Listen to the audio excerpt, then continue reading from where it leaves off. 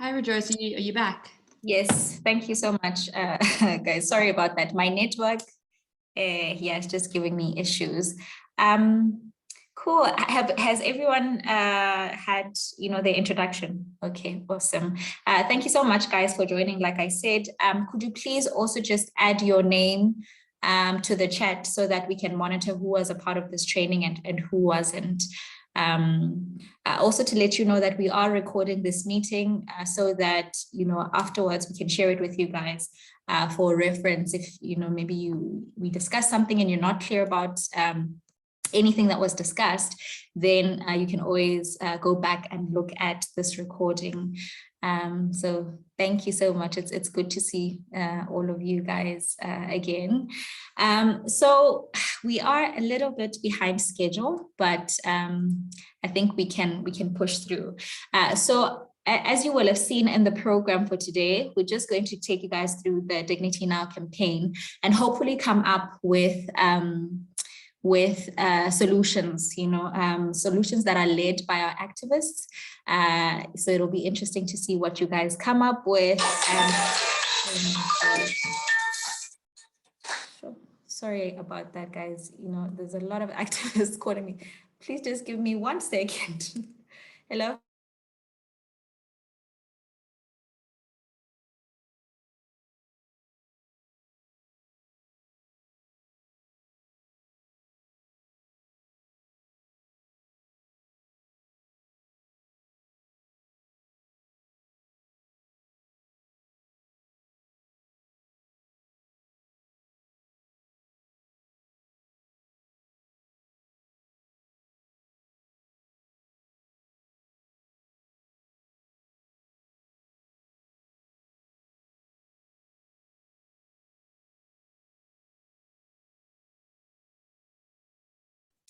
Sorry, guys, a lot of our activists are still struggling to join. So it's expected that a number of them will call and, so my apologies for that. So this is the Dignity Now campaign. Alicia is going to take you through the different campaign calls as you will have seen in the agenda that I sent you guys. By the end of this meeting, we are hoping that you will have a thematic understanding of what the campaign is about. We did a survey at the beginning of the year, and most of you said that you would like to be trained on thematic issues. So, this is how we're responding, and hopefully, it covers what you were looking for. So we're going to be covering water, sanitation, and housing, as those are the themes that we're covering at the Dignity Now campaign. The second objective that we have for this training is to brainstorm campaign activities. So you guys are activists, and I know because of COVID, we haven't been able to go offline. But now we want to hear from you guys. What kind of campaign activities do you think you have capacity to do in your own individual spaces? So ultimately, at the end of this, we'll come together and after every session, actually, we'll come together and brainstorm different activities that will be led by you guys, and Aisa will be able to provide you with support on that. And, as the third objective there says, is that we want to develop activist-led activism plans for the campaign. And what we mean by activist-led is that, yes, we're going to have the sessions where we are brainstorming, but after this, like I mentioned in the email that I sent you guys sometime this week, we're going to have a second session. So this is the first part of the training where we're taking you guys through the different themes that we are working on under the campaign. So the second part is going to be where once you've determined, the ideas that you would like to work on, we'll take you guys through a second session where we are either providing you guys with capacity around social media tools that you can use, or if it's offline campaigns that you're thinking of, obviously taking COVID into consideration, then we're able to, come together with you guys and see how to best implement the different, activism plans that you come up with. But ultimately, the whole goal of this first session is to brainstorm, and the second sessions, that's where we're actually, bringing the ideas to life. So hopefully, the ones, the people that are part of this session will be able to move on to the next sessions that we're going to be having in the next coming week or two with you guys. So yeah, I'll just stop here. And then if you have any questions, please just put them in the chat. We'll be monitoring the chat and we'll be answering questions as we go along. Also, it's unfortunate that, you know, a lot of you can't put on your camera. I know it's a Saturday morning and we're all kind of like, you know what, there's the weather just wants us to stay in, you know. So if you can't, it's understood. I was hoping that before Alicia comes in and takes us through the campaign calls, we'll do a quick exercise with you guys, just a quick icebreaker where yeah, I can see that some of you that don't have your camera, yeah, that have your cameras on, you're not at home. Do you guys have access to a piece of paper and a pen? Yes. We'll have to grab one quickly. Please just grab a quick piece of paper. Yes, definitely. Yeah.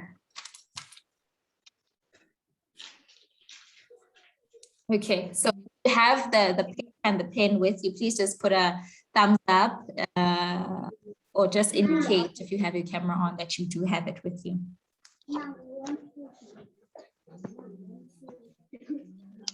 Okay, sorted.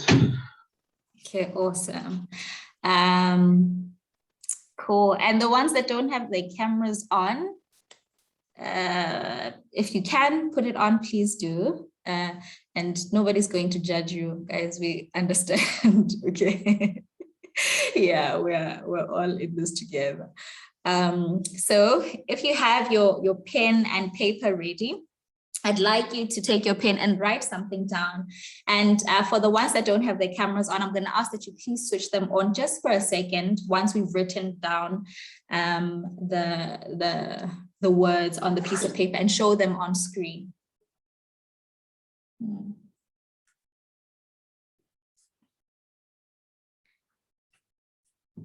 Okay, cool.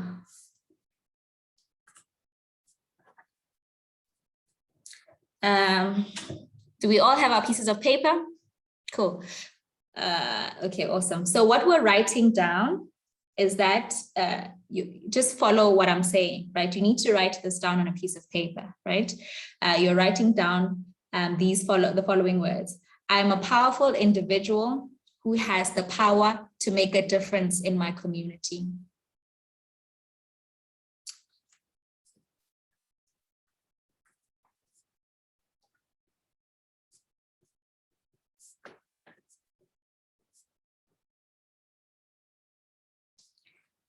Did you all get the words? Rejoice, you're breaking up a little bit. Can you repeat? You're breaking up a bit, Rejoice. Please repeat it. Okay, so no problem. Can you hear me now? Much better. Okay, cool. So the words are, I am a powerful individual who has the power to make a difference in my community. I'm a powerful individual who has the power to make a difference in my community.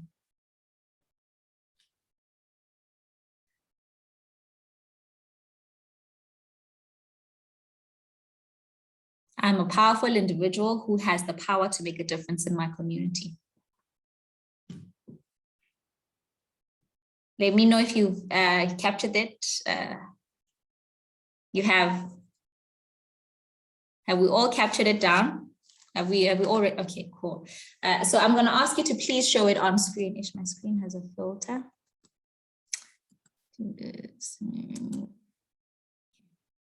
Please don't mind my son's art in the background. So here it is, right? Please just show it on screen. As the ones that can't put your camera on, please just for a second. Can we all repeat it at the same time? Please also unmute. Before we do that, there are studies that have shown that if you repeat something a few times, even if you don't believe it, you end up believing it, right? I don't know if you guys know that, right? This is what I used to do. Power of the subconscious. Yeah, sorry, Edu? It's the power of the subconscious mind. Exactly, yes. So when I was studying, I used to cram. So I'd repeat things 5 times. time, I would know it, you know? So this is what I'm hoping, that even if, you know, sometime during the day with the different sessions, we're not understanding, you know, the things that are being brought up, then we can reflect and go back to this message, right? Can we all repeat it 3 times, right? I'm a powerful individual who has the Has the power power to make a difference my in my in my community. community. right? Can we do it the second time? I'm a powerful individual Individual who has has the power to make a difference. in my community. In my community. Cool. Can we say it like we believe it now this last time? Like with that thing, ne? I'm a powerful individual who has the power to make a difference in my community. Has power, make a difference in my community. Cool. Thank you guys for participating and being great sports. Ne? So whenever during the different sessions, if you feel like, I don't understand what I'm going to be doing here or how I can contribute, please just go back to this, right? Remember that you have the power and ultimately it's in all of our hands. Yeah. So Alicia, I'll just pass over to you to take us through the campaign course. Perfect. Thanks, Joyce. So we're going to jump into another interactive session before I go into depth about the campaign. So as Rejoice has mentioned, Dignity Now is a service delivery campaign. And how this is linked to human rights is that if you have the basic services, access to basic services, you know, you have, it's the building blocks to an improved quality of life. So if you don't have access to rights like water, sanitation, housing, it's hard, you know, to live a life of dignity, which we all have a right to. And it's also just hard to have a quality life because you don't have those needs that allow you to, you know, to live with services like water, housing and sanitation that provides for health, that provide for shelter, and that provides for a quality living space. So we know in the context of South Africa that service delivery is not at the standard that it should be. And there are many complex reasons for that. And so before us going into detail with some of our analysis and research behind that, we really wanted to hear from you all on what you think are some of the reasons why we don't have access to quality service delivery in South Africa. Rejoice, I might ask that you please make me co-host. Thank you. So what we're going to do now is use a tool called Mentimeter. Some of you may have used it before, but it's an interactive tool that will allow all of us to engage with each other on the same topic in a virtual manner. So I'm going to share my screen now and talk you through how to use that tool, but it's really simple. You can use it on desktop or your phone. It's kind of like a brainstorming of ideas. And so if you have the opportunity, can everyone please type into their browser, whether it's on their a laptop or their phone, mentimeter.com. If you have any issues, let me know. I can't see too many, Rejoice, and I wonder if you see people in the chat saying they're not able to access it or hands up, just let me know and we can go from there. Once you are on Mentimeter, you'll be asked to enter a code. Please use this code here on the screen. So it's 3982706. Thumbs up if you are in Mentimeter, you've got the code and you can see the question on the screen. If not, yeah, please let us know. I see there's things, something coming through on the chat.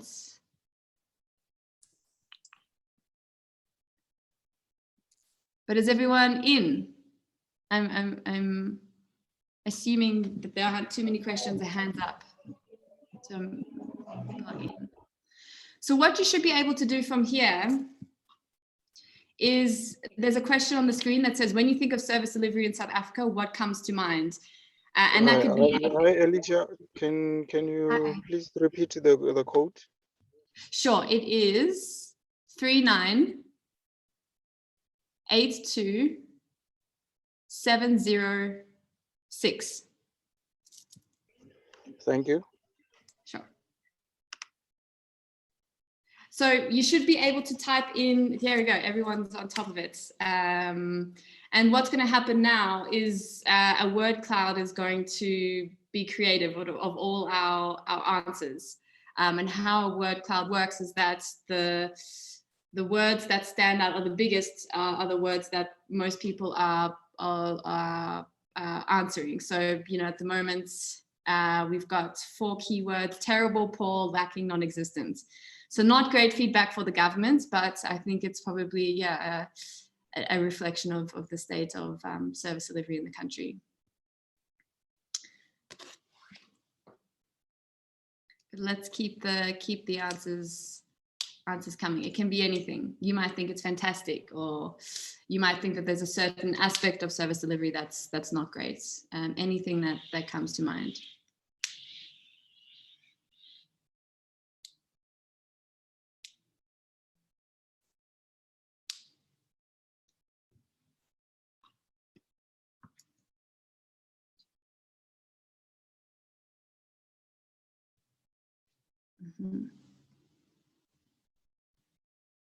So we've also got water crisis, poor, insufficient, and some more answers.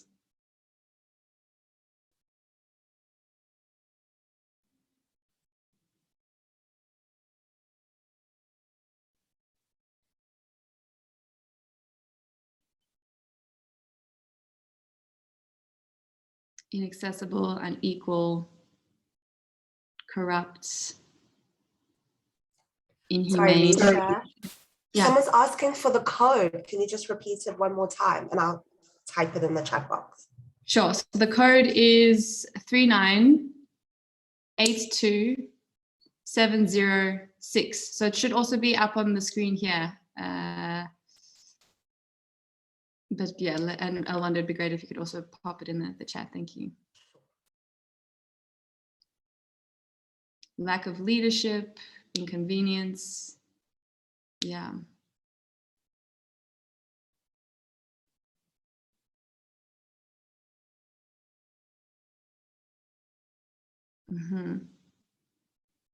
Procurements. Yeah, there's an issue, a definite issue with procurements, transparency. Poor is still everyone who has put an answer so far, poor is still the most popular answer as to the state of service delivery in South Africa. And so insufficient. So we're just a few more moments before we move on. Greediness. Yeah.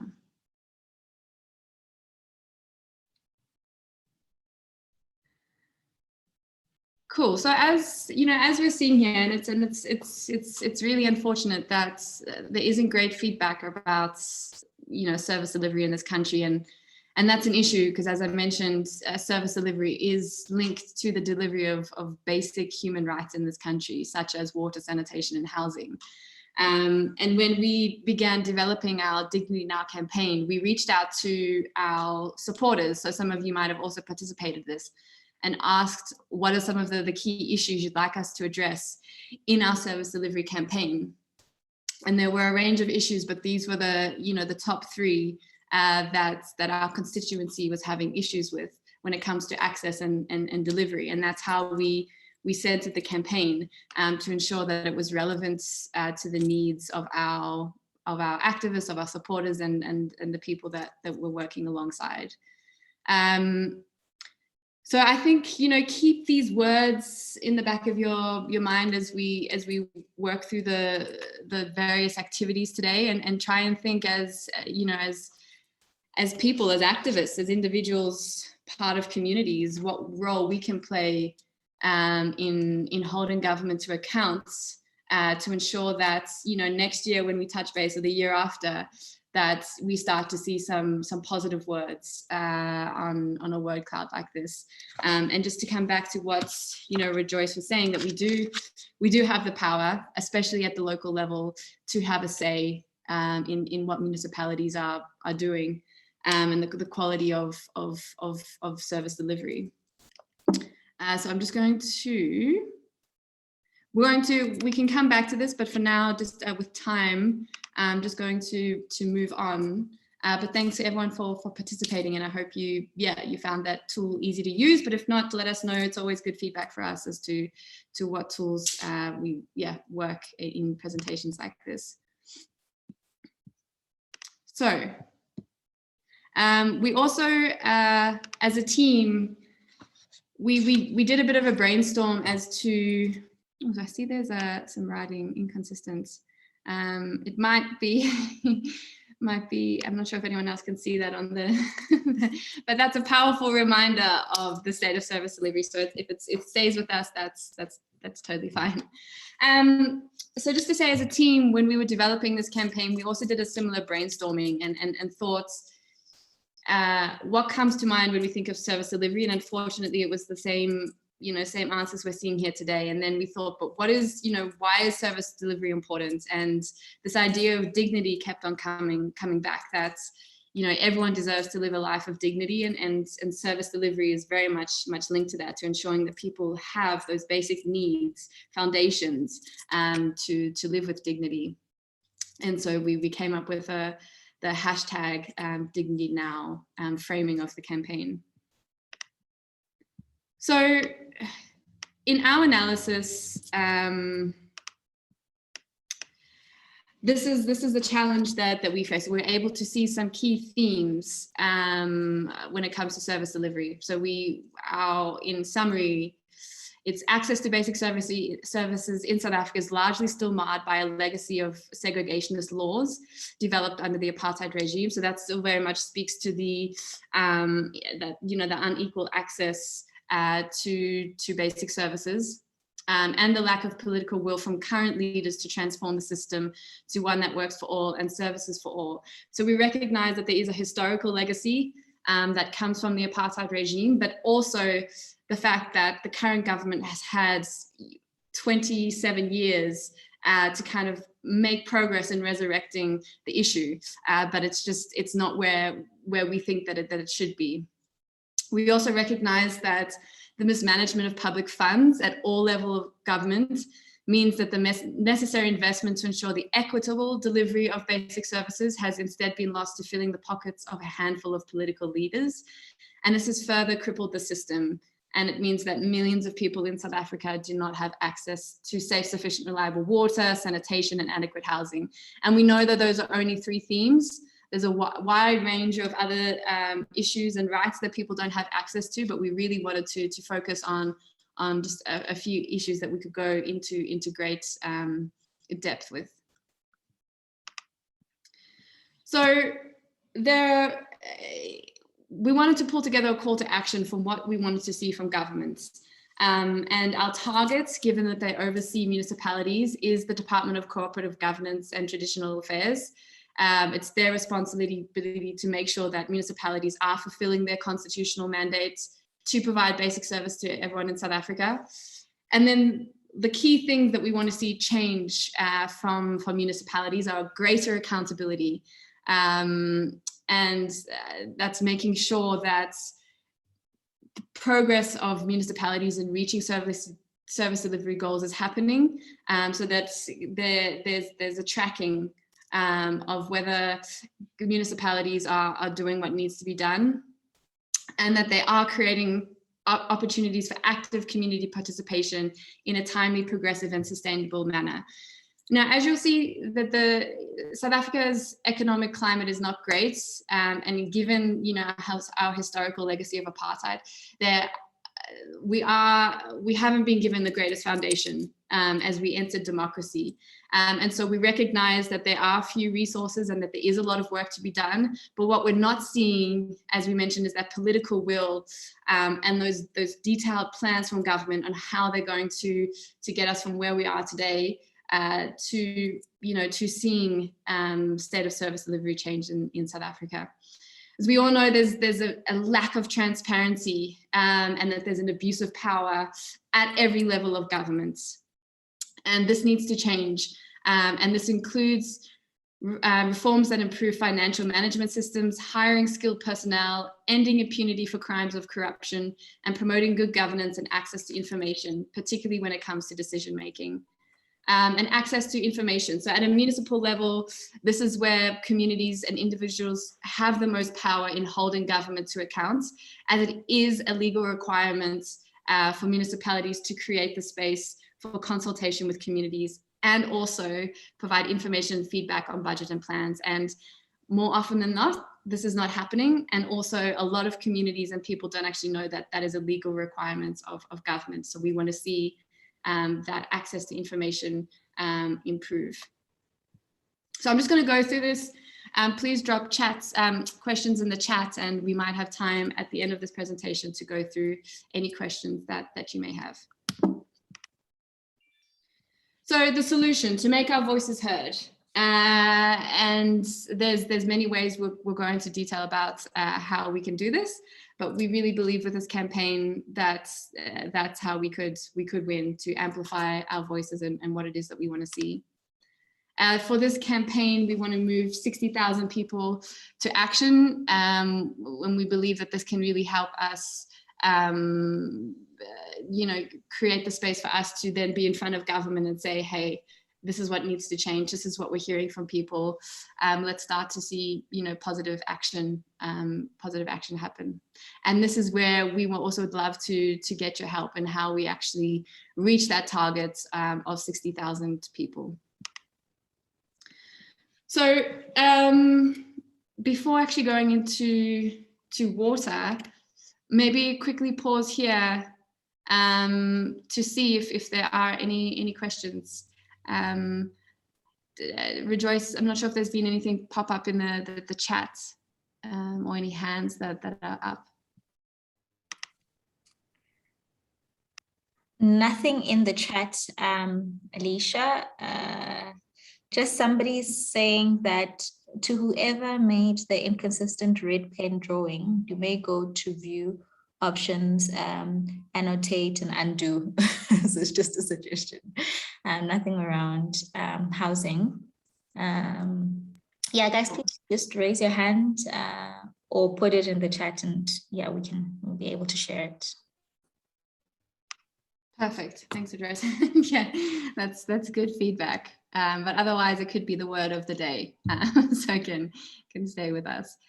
Okay, so that's in a nutshell the campaign, the analysis, a bit of context as to the key issues and the key calls that this campaign is making. And then now what we want to do is go into a bit more detail about the thematic issues, so water, sanitation and housing. So I'm going to take you through water and sanitation, and then we'll go into an activity, and then Rejoice will take you through housing. So to ensure that we keep this as as engaging as possible. Now I need to see how. We're going to do another Mentimeter. So if you go back, if you're still in Mentimeter, you can go back, and there should be another slide that you can choose. And that talks to access to water and sanitation in South Africa. It's the same code. So if you exited Mentimeter, you can go back to mentimeter.com and use the code, which is on the screen here. So it's 3982706, and I'll also copy the link and add it to the chat if I can.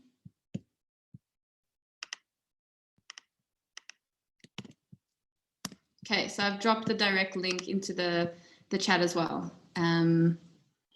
So what we're doing now is we're going into access to water and sanitation in South Africa. So you can speak here from personal experience, what you might know.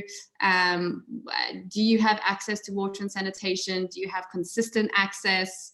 What do you think? And then what do you think some of the reasons are for not having access to water and sanitation?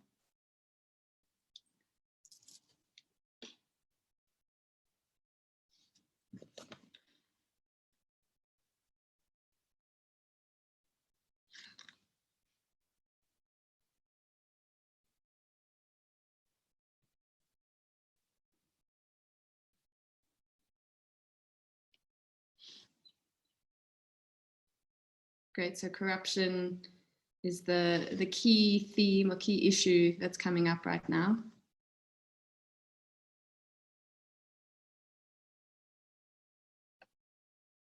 Poor management, poor resources, poor budgeting, yeah. Lack of political will, structural inadequacy.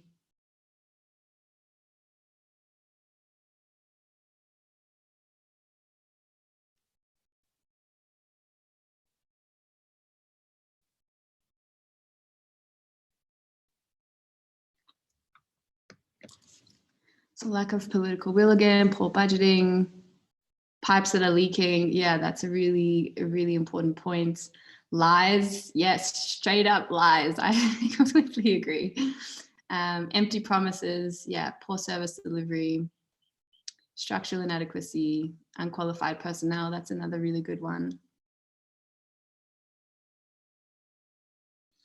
So just to quickly add that the water sector in South Africa is one of the sectors where there's the most amount of corruption. It's systemic, it's everywhere, from the procurements right down to, to the municipal level. So it's at every level, every sphere of government, which is a shame because it's one of the most important resources that South Africa has and that humans need to actually survive. Yeah, it's a priority issue that IESA also wants to continue working on. Cool. Corruption and lack of political will and poor budgeting are the most popular answers. And I think you guys are spot on with that. And I think all of the points that you've put forward are key to what's happening in the water and sanitation sector in South Africa. So going back now, diving deep into some of the issues and obligations or duties, or the duty of governments when it comes to water and sanitation. So when it comes to water, almost 20 million people do not have access to safe, sufficient and reliable water, which is terrifying. But I think incredibly believable. Every day we are seeing that there are communities who don't have access to water and haven't had access to water for decades. And there are so many empty promises. Or we see that that the delivery of water is just very inconsistent and not reliable. So it's a massive issue.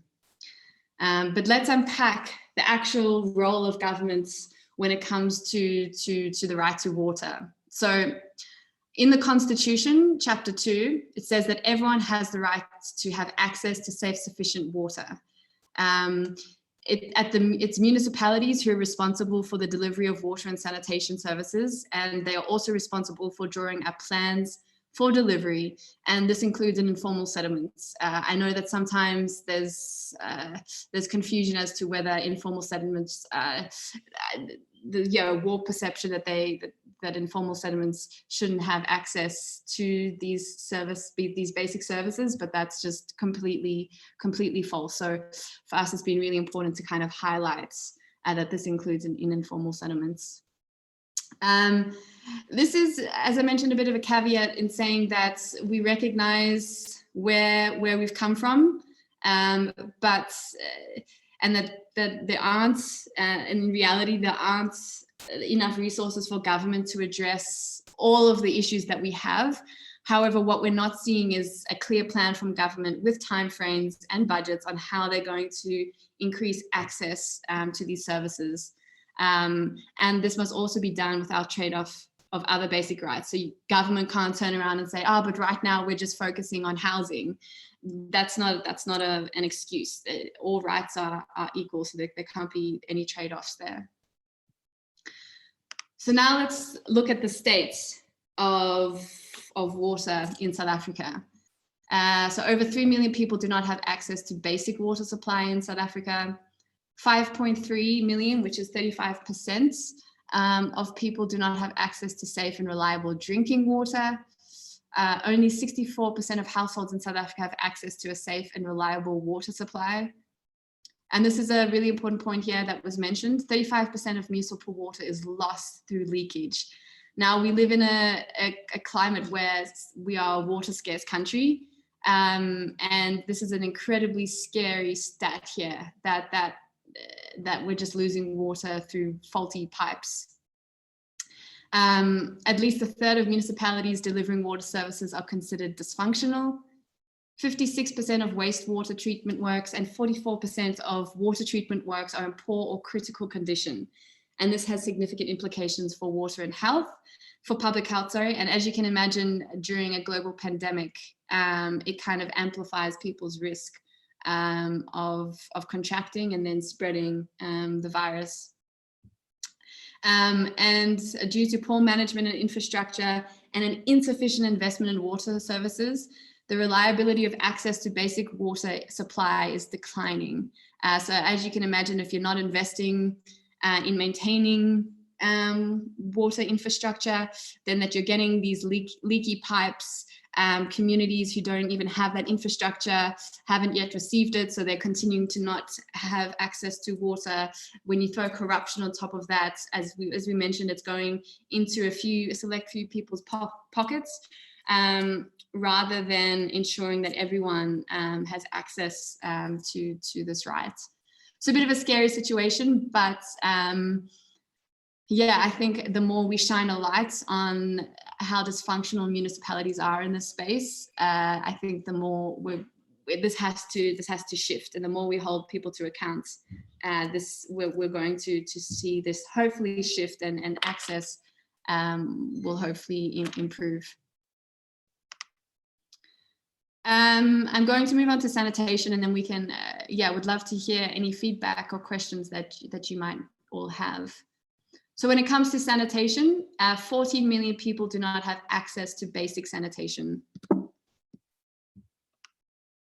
So when we look at, once again, the framework of what is of the government's duty, similar to water, everyone has the right to have access to basic sanitation as stated in Chapter 2 of the Constitution. What does basic sanitation means?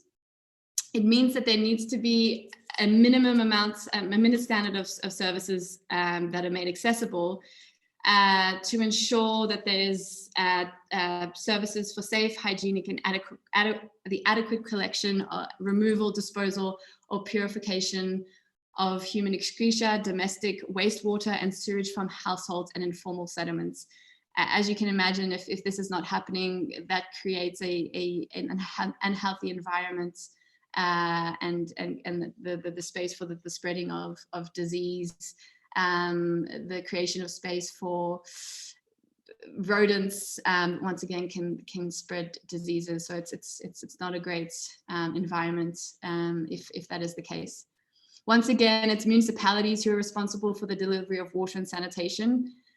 So obviously we've got national, provincial, and municipal, and this is the responsibility sits at the municipal level. And once again, just reiterating that although there is a lack of resources, our historical legacy, they still need to have a clear plan, which we're not seeing, and that there shouldn't be this trade-off of we're focusing on this right over this right and whatnot. So when we look at the facts, as we mentioned, 14.1 million people do not have access to safe sanitation. At least 26% of households within formal areas have sanitation facilities that do not meet the required standard. due to the deterioration of infrastructure. So if we go back to this slide here, this is what that means. So that's in effect not that safe, hygienic, and adequate collection, removal, disposal of sanitation is not happening. Only 60.6% of households have access to a flush toilet connected to a centralized sewage system.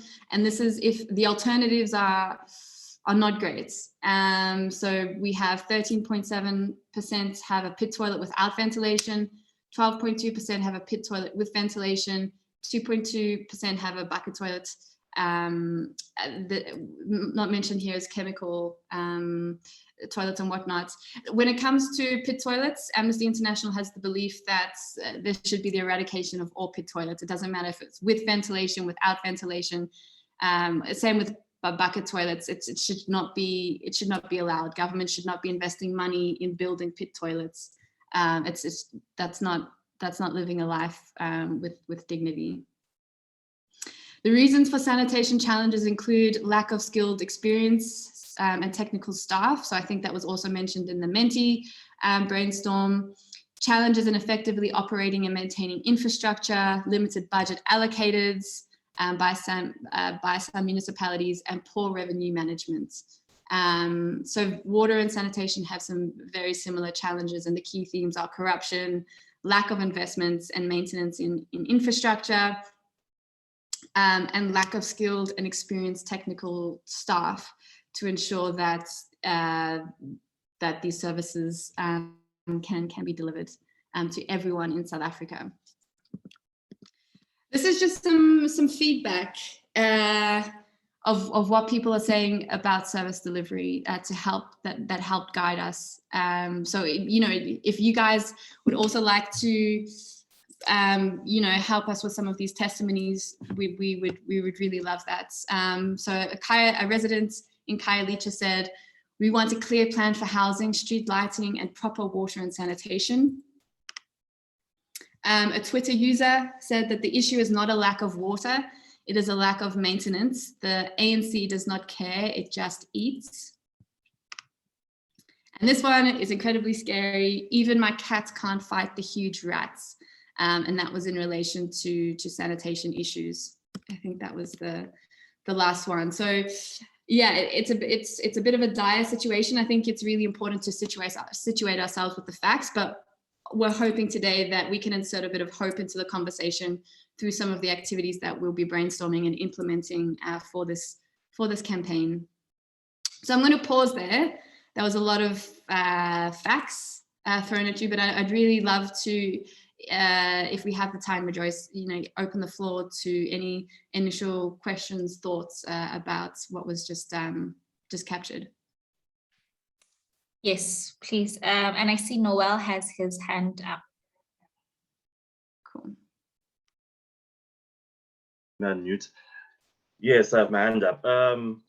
So yeah, I think because this issue came up that people don't pay their bills, because on the chat just now, and I think I should also address it now, because there's a perception that people in townships, or it's the main issue, especially Soweto, notorious for not paying the rates and all that. I don't think that's the main issue. The main issue usually is that sometimes they do get the budget,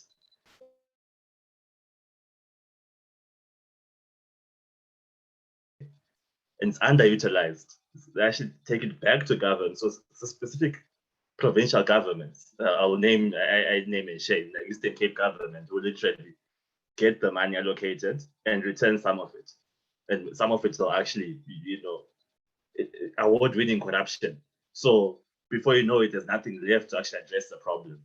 And court, proceedings are done, and the court orders that the municipality must vacate. For example, what happened in Makana municipality, Makhanda in the Eastern Cape. They refuse to vacate the offices for political reasons, and they still insist on continuing the same, or they do with the bare minimum corrections. And then in a couple of months, we're back to the same problem. And as a result, there is Monday on water, Tuesday off, Wednesday on water, Thursday on, and then the rest of the week, no water. I don't think it's an issue of people not paying their dues. It's more of the politics that's a problem to address, and you need to call it out, you know, as we see specific issues. But yeah, that was just a comment. Yeah, I think that's a really important comment. And if I haven't seen it in the chat, but if the person, you know, if who put it in there wants to also speak to that point, that would be great.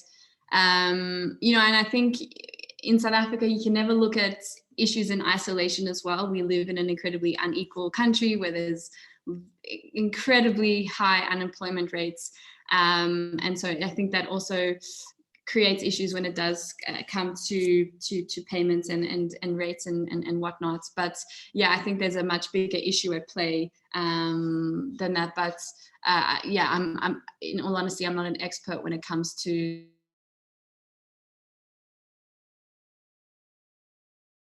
couldn't necessarily comment on that, but I do think yeah, when it comes to government, there are failures there. Itu, over to you.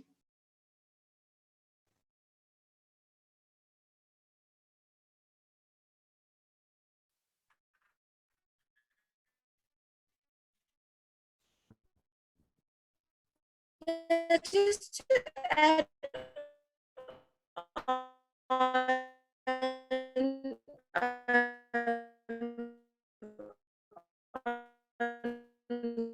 what Jewel was actually saying, local government, leaders and institutional mandate to provide the basic living conditions for South Africans to be able to survive. So whether they live in rural areas or in townships, they are entitled to water.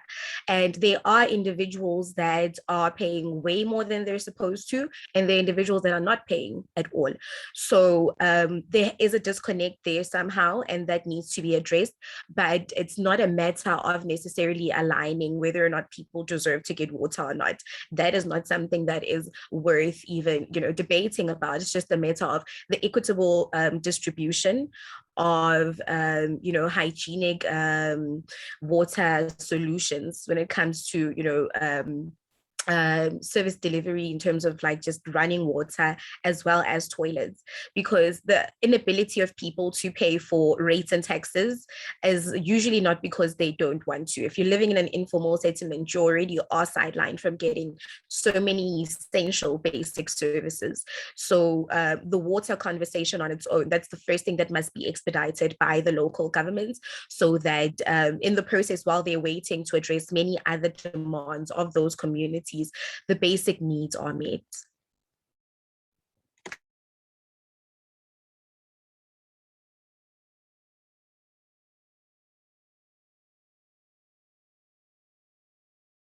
As what we're living in, and I think, yeah, it's not a conversation of whether when we have we've got to turn on the tap campaign that focuses on water, and a large amount of feedback that we're receiving was this belief that access to clean water is a privilege. And that's just so not true. Access to clean water is a basic human right, and no matter who you are, where you're living, it is the government's responsibility to ensure that you do have access and consistent access to that right. So, yeah, I think all important points. Before Rejoice, I hand back over to you. Are there any other questions? We'll unpack this a bit more in the activity, but yeah, any other thoughts?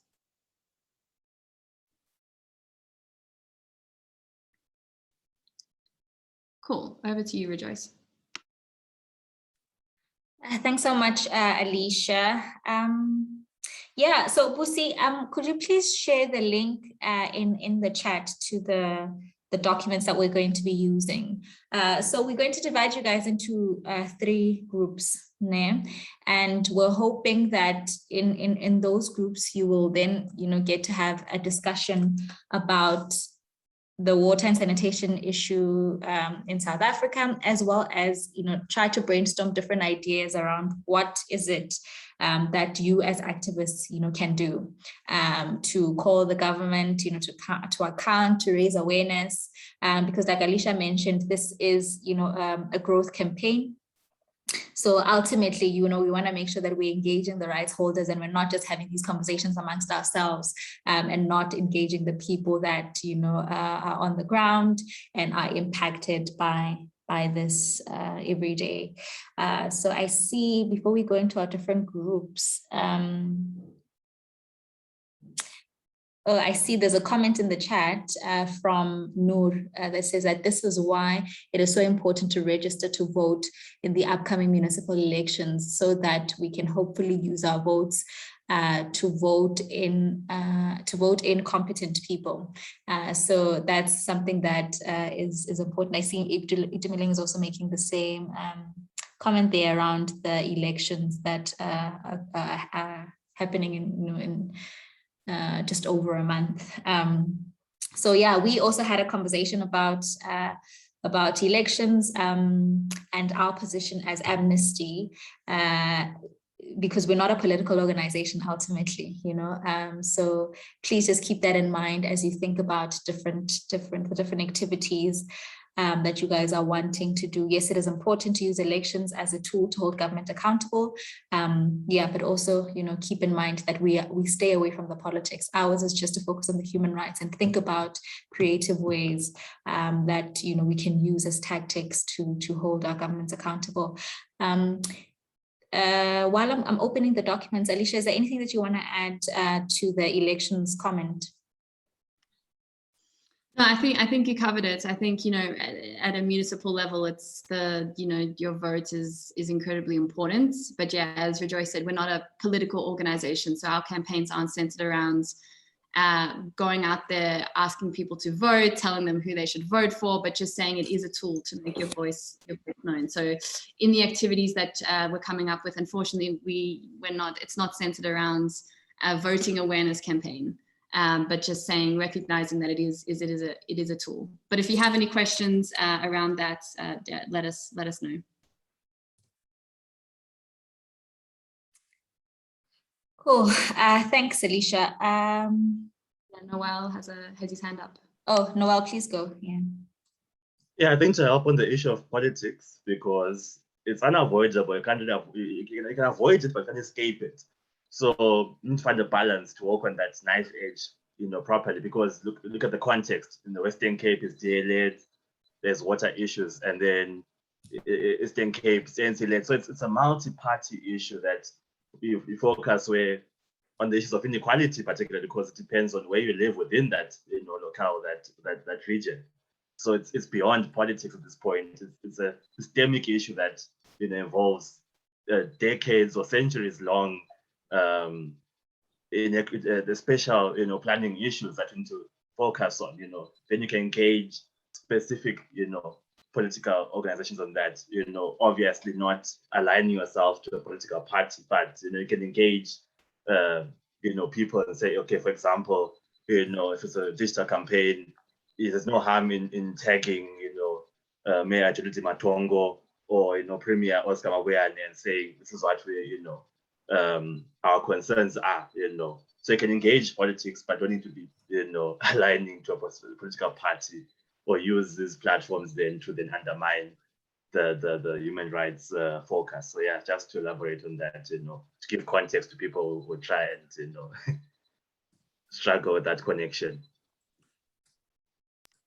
Yeah, so just to say, government is the ultimate duty bearer. So they're always going to be our targets. It's always going to be about, but it doesn't matter which political party is in office. That's not our concern. If it's the ANC, the DA, the EFF, it's always about, okay, what is the government doing to ensure that there's access to these basic human rights? So yeah, it's not about personal opinion and saying I support this political party. It's, as you said, it's moving completely past that and saying, are these people, as this government, owning up to their obligation or their duty to ensure that human rights are a priority? So yeah, but as you said, it's a fine line. So if you do have any questions about that, please let us know, because we'd prefer to spend time talking about that than getting into the activity stage and seeing that there's a confusion. So yeah,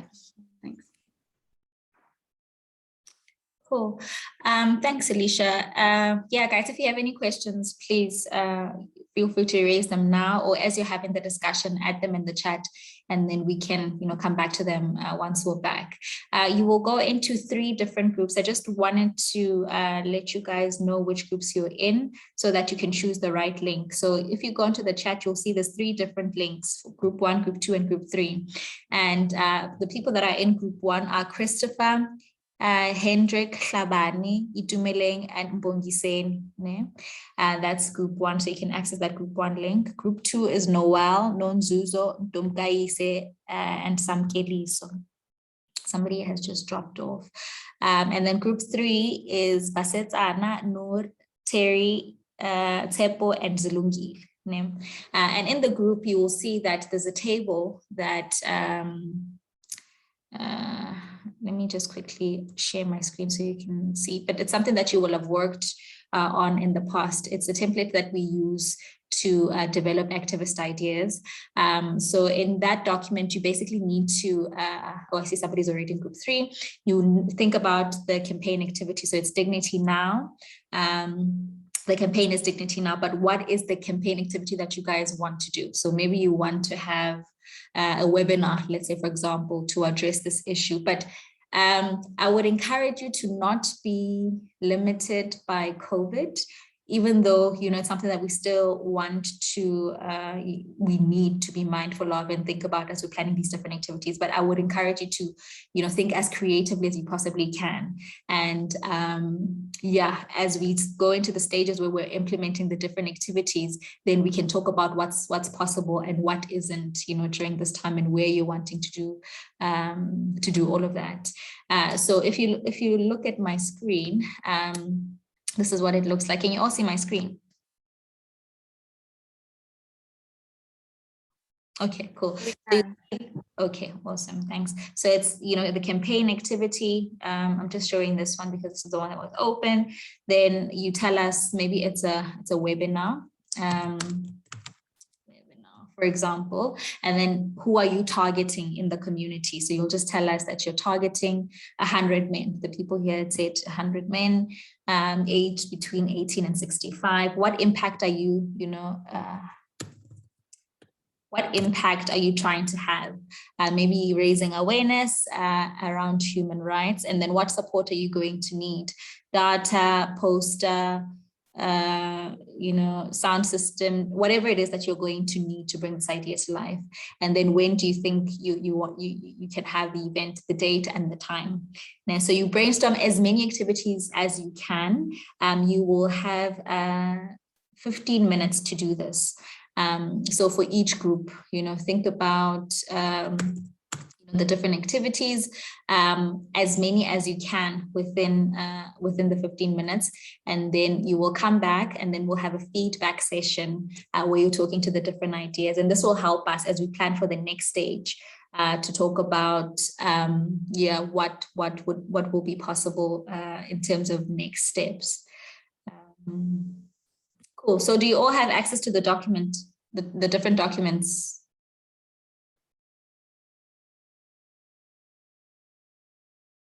Okay, awesome. So I'll just open the rooms. Yeah, and Alicia and I will and Busi will jump in and out, every now and again in the rooms to basically check if you guys are still okay. If you have any questions, you can pose those to us. And yeah, we won't be in the groups. We just want to give you a space to have an honest, open conversation amongst yourselves, where you feel free to say whatever it is that you want to say at all times. So I'm just gonna, yeah, cool.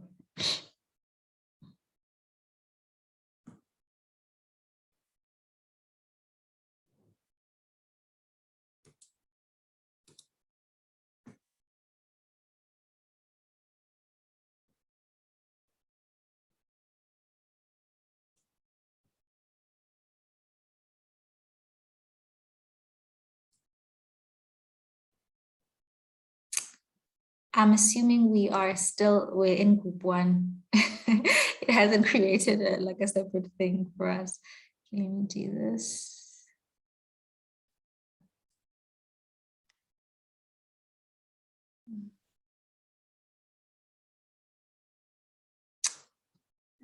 seems, I think people are going into group one. Well, sometimes it takes a bit of time for them to open. yeah. Okay.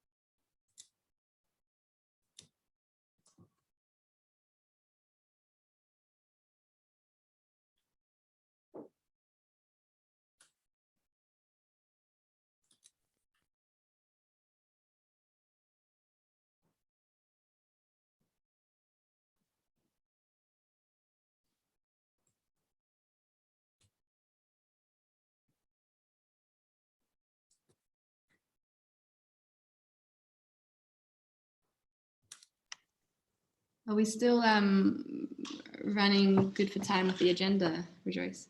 We are so behind. Yeah, we're actually supposed to be on break now. But yeah, I think that maybe I'll be quick with the housing thing. And then maybe when they get back, it'll be 11:45. We can have a feedback session and then quickly take a 5-minute break and then go into the next session, before 12, so that at least by 12:30 they're done with the second breakaway session and we're just doing feedback and next steps. Sorry guys, can you see me? No, I can't see you. I don't know, my camera.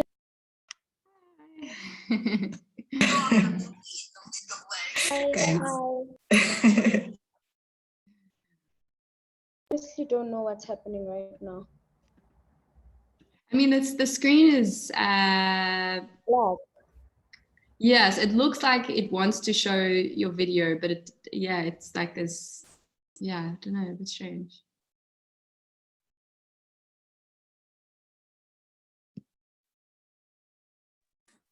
Yeah, you have that black thing on the I don't know where mine is. I used to have that thing, but now I no longer have. It looks like Lucy might have that on the camera. Yeah. Yeah.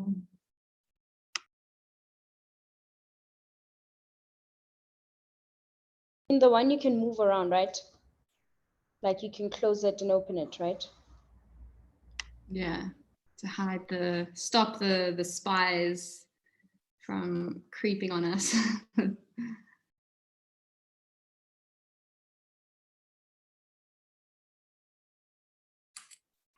Hi, Hendrik.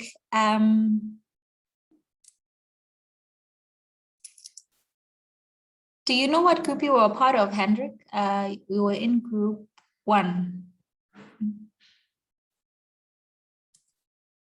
So it's yeah. I was swapping devices. I connected on my phone, so now I'm switching to the laptop. Oh, Yeah. okay, sure, no problem.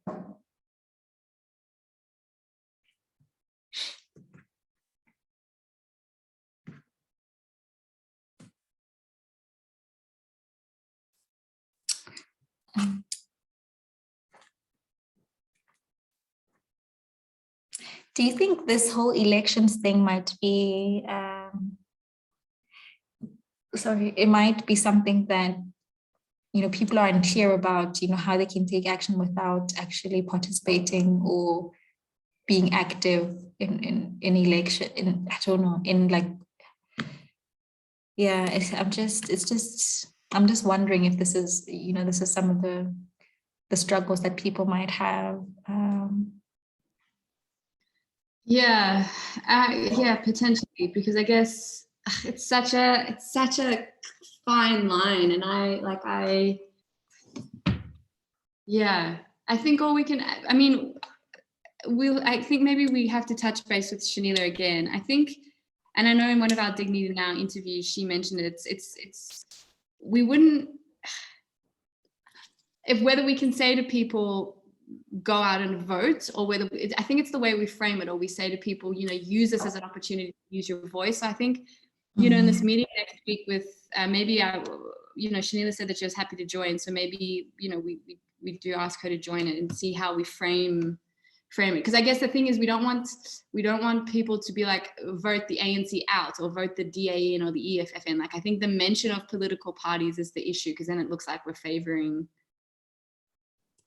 them. One, I think, yeah. It's really tricky, you know. I think, but I get it, you know. I think it's about, yeah, we'll need to be clear about how we're framing it, because how I think about it, without getting involved in politics, but being involved in politics, right, is that, you know, what our messaging could possibly maybe be around, you know, people voting, right? It doesn't matter who you vote for, right? Just make sure that you are using your right to vote as, you know, a means to hold, you know, government accountable. We're not going to promote and say, you know, vote for this person or don't vote for that person, you know, just use, you know, this power that you have to hold government accountable, because it's a tool that you can use, you know, that I don't think people like completely get it, because some will say, I'm not voting, because, you know, it's the same, but they don't realize that by not voting, they're actually voting, you know. Yeah, so, yeah. And I wonder, does this Oh, sorry, you can go, Michelle. No, I no, was saying, and I think another problem is that people just have lost so much hope. They don't know who they think is the right or the suitable, you know, political party to vote for, because, you know, even though we've had ANC as the ruling party for so many years, they haven't done anything like close to what they've promised people.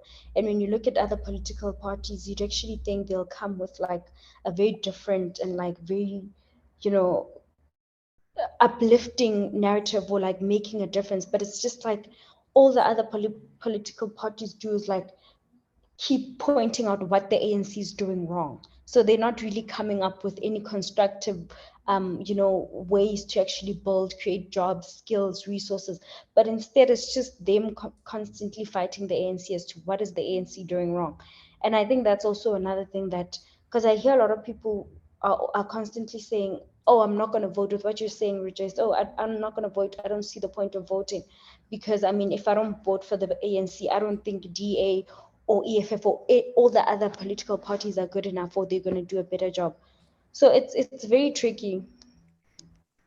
Yeah, I mean, the way I look at it, for me, there's a difference between government and politics. So politics is like the act of politicking. So it's about all the different political parties, what they're doing, what they're saying.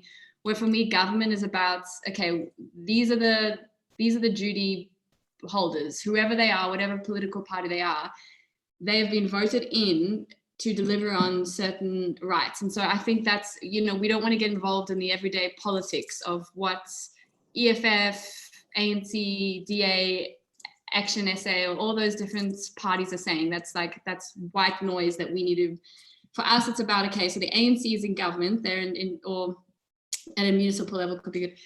They've promised this, it's their obligation to do this, let's hold them to account, if that makes sense. Because the everyday politicking is just, as you say, Busi, they're just saying things to, you know, to go against the ANC or the EFF or that's just white noise that we don't need to tune into. But yeah, I think it's difficult because we understand amnesty. That's such a great, yeah, and I think that's such a great thing to say, Alicia. I think you know, a lot of people don't think about it that way, that politics and the government are two separate things. And I think as Amnesty Free, we also like constantly reiterate, and, you know, that's the stance that we take, that, you know, no matter what political party you come from, as a government, it doesn't matter if you're the DA and you hold a certain municipal level and you're in charge of water there. That part of doing that job is a governmental thing that you should do. It's not a political party thing. And I think that's why a lot of people are so they cannot distinguish between, they cannot separate the links between politics and, because you know, even a small article that comes out will be like, oh, a DA councillor or whatever didn't deliver this and this, and it starts being a political thing, whereas, but it's a DA councillor before it became a councillor. And I think that's what people need to understand, that it doesn't matter what political party you come from. It's the government's duty. All of them are part of a government that is supposed to serve its people. But I think what how you know the government is structured is that we have politicians at the top. So the politicians are the ministers, and then there's the admin, like they have to appoint an administration. That's why you find that within every government department, there's like a deputy director general. That person reports directly to the minister, right? So the admin is like, obviously, because of the nature of, you know, the politics that are that we see within different political parties, the administration is made up of people from, you know, the political party, right? So they report directly to the minister who's from the ANC, for example, and then the heads of those different departments are from the ANC, and then it trickles down into, you know, the different levels of government where they are part of the administration, but a large majority of them are from the ANC. And this is why, you know, I've heard in some rallies, you know, where people say that, you know, when you join the ANC, you know, they guarantee that you're going to get a job, even though they're not getting jobs for everyone, but it's evident because the government is the biggest employer in the country, you know. So this is why it's, when you have a conversation about these issues, it's difficult to separate the two, because yes, we're talking to the administration. Can you just administer things correctly? But you can't separate the administration from the politics, because the politicians are the ones that make the decisions ultimately. If that makes sense. Yeah, so it's just a weird dynamic, you know, and I think for us as a human rights, you know, organization, it's just a matter of being clear about our stance, because whether we're talking to people that are part of the ANC, the DA, or whatever it is, you know, it's not about which political party you're in or which political party you represent within the administration, right? Just do your job to the best of your ability. That way, then people will keep you in that position, you know, because if you don't, then it just gives the whole thing a bad name, you know. So it's a weird dynamic. But hopefully they come up with you know, some innovative solutions around how we can, you know, go around this. I think as well, you also I think as South Africans or people in South Africa, I think there's a part of us that enjoys politicizing everything. So I think it's also making a choice and saying, okay, I might be I don't even know, this political party supporter, but right now they're not even, I don't know, saying it's no matter who you are, which party you're from, you have an obligation, you have a duty. And there are so many ways that you can hold them to account. And at the municipal level, this is one way that we can do it.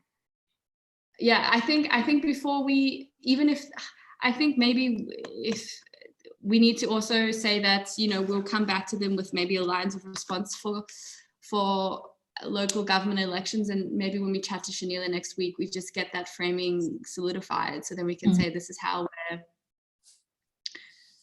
we're speaking to it. Because I even think in the media, like when we're going to be doing interviews during this time, like that's the question media is going to ask as well. So what are you asking people to do? No, completely. And I think I like us saying, you know, because it's a way of getting involved, but without making it clear that we're not taking sides, right? It doesn't matter what party you're a part of, you know. That way we're saying this, we acknowledge the role of different parties. We don't care about that. All we care about is, you know, are you able to hold, you know, people accountable, you know, so that they deliver. And I see, you know, I'm not a fan of like, you know what, like, I realize that where I live now it's like there's this privilege, you know, because there's like different WhatsApp groups, and when people comment that something is wrong, maybe there's a pothole in the street, right? If the ward councillor doesn't respond, they are in so much trouble, like they are in so much trouble. So they have to make sure that they deliver, they respond, you know.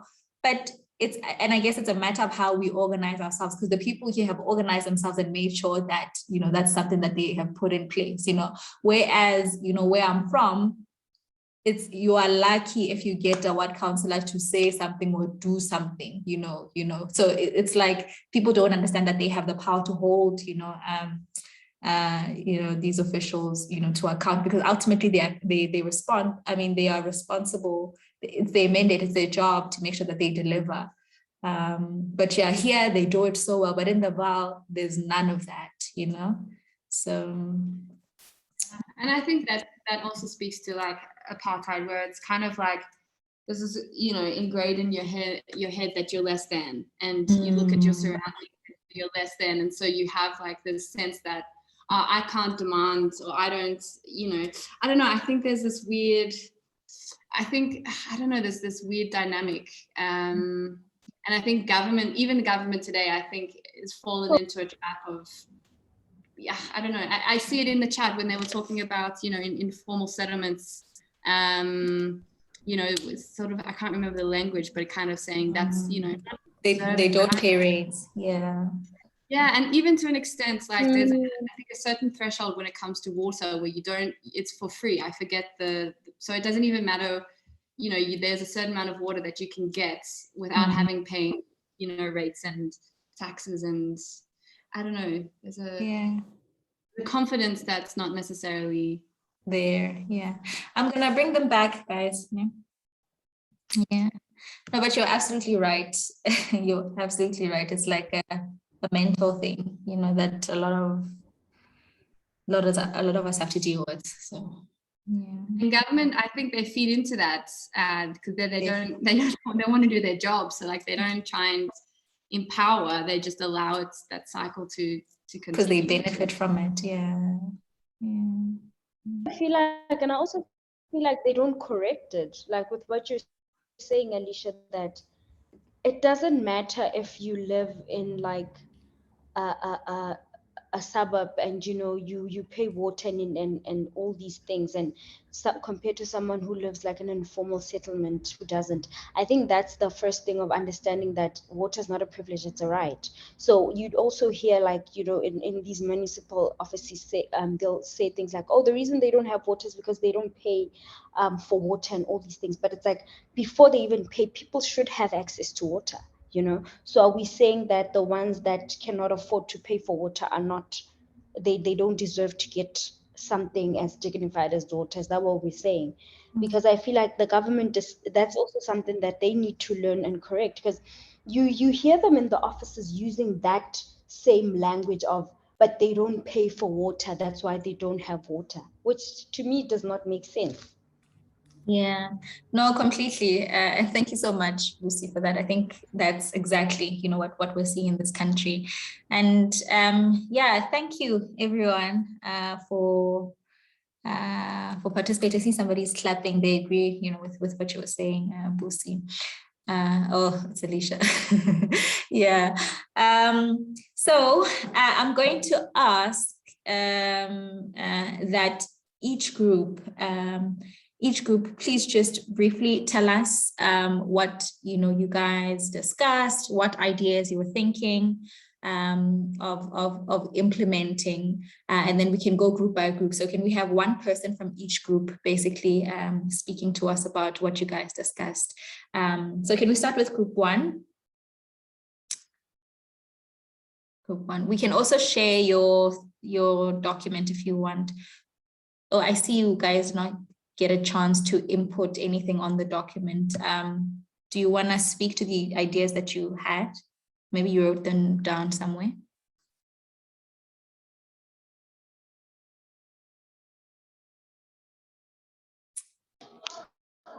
Rejoice, let me ask, our group leader is Neo. Is she in the meeting? Neo, can't see Neo.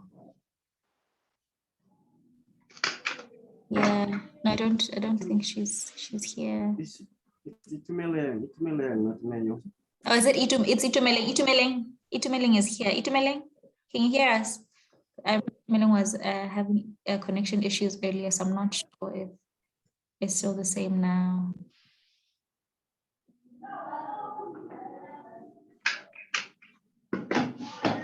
Itumeleng?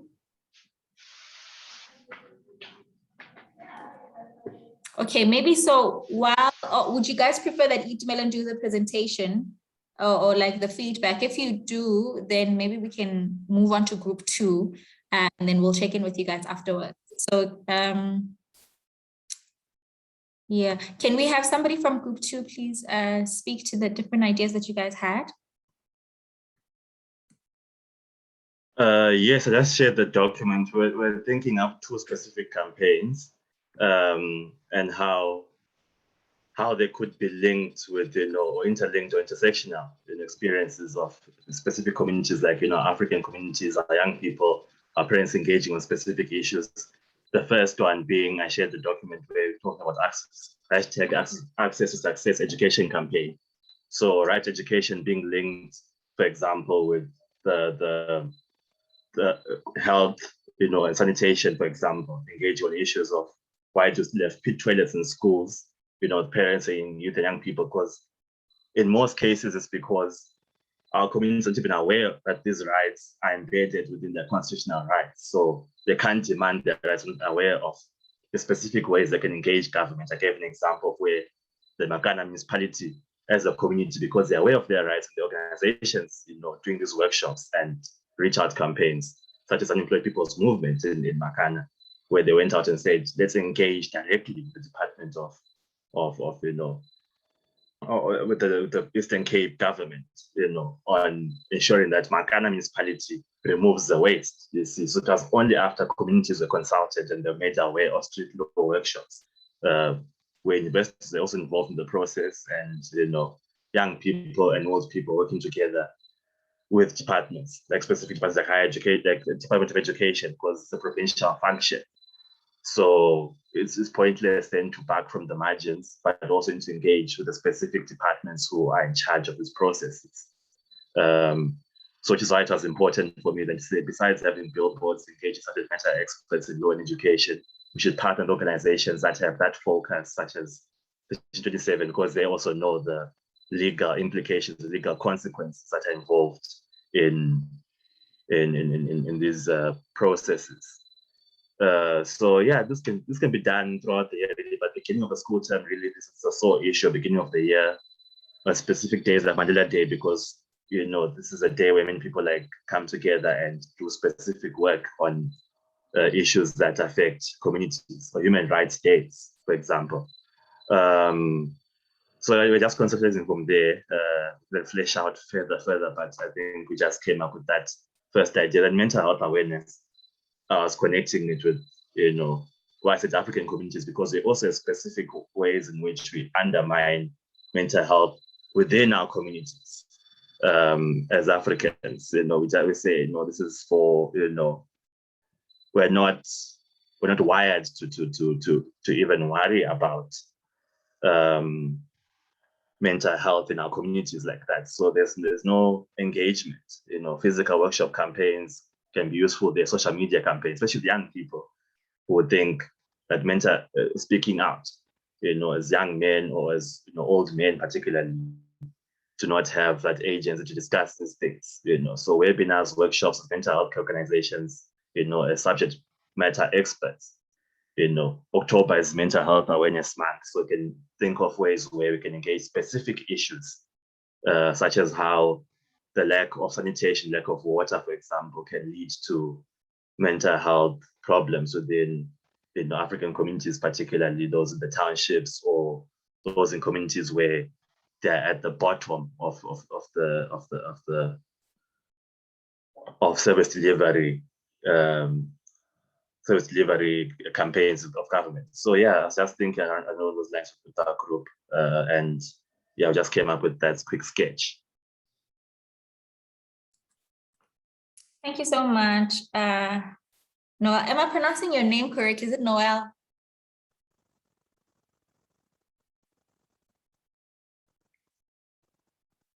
Tutus, or rather, let me say tutus.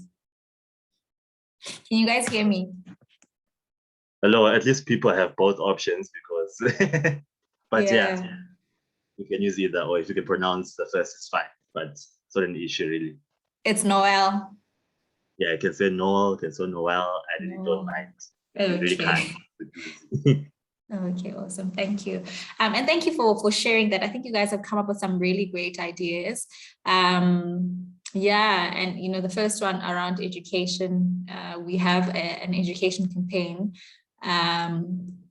here at AYESA, and you know, mental health is something that we really don't talk about. So I think that's a really important point. And so it'll be good to find out from you guys, and we can have this conversation after the next session, you know, if you know which ideas you want to explore in the immediate future. Can we hear from group 3, please? Somebody from group 3.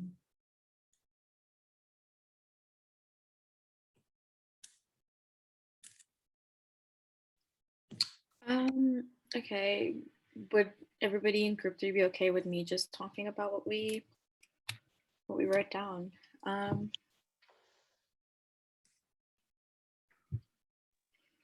Yes, no, please go ahead. Okay, cool. So I'm just going to, Rejoice, would you mind sharing our document just so that? Yes. Cool. Okay, cool. So as group 3, we came up with the idea of a documentary, and basically the whole sort of reasoning behind it is that when we talk about service delivery, we kind of gloss over the actual lived experiences of people. And I think it's really important to highlight what it's really like to live without proper water, sanitation, and housing, because sometimes that human element is very removed from campaigns. And the way that people speak about these campaigns is very matter of fact, very, you know, there's no water, there's no sanitation, and people are homeless, but we don't really talk about what it's like for people who are in that situation. So we wanted to propose a documentary which kind of will choose a specific area where there is a lack of water, sanitation, and adequate housing. And the documentary would then focus on highlighting the people lived experience in that area.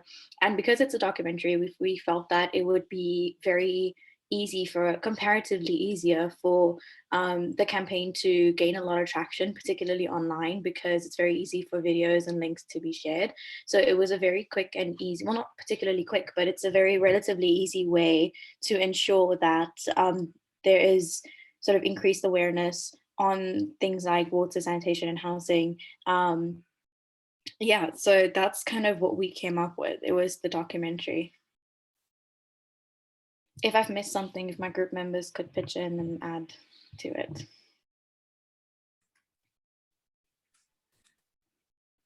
Cool, thanks, Noor. I think it's a great idea. Yeah, I think a documentary is great. We played around with the idea of a video, which will be coming out soon, Alicia, or service delivery. So yeah, there's some. We knew. We knew. That's why we were like, yeah, let's propose a documentary. Yeah, definitely. Cool. Thank you for that, Noor. Itumeleng, I know you're having network issues. Can you hear me?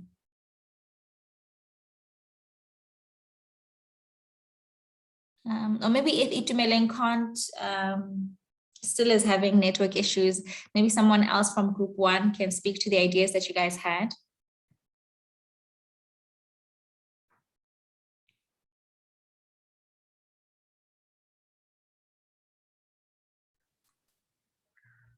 Okay, still morning. Good morning, guys. I'm not sure if the guys from group 1 are comfortable, or if anyone was hoping but is having a little bit of what you call of some anxiety of sorts.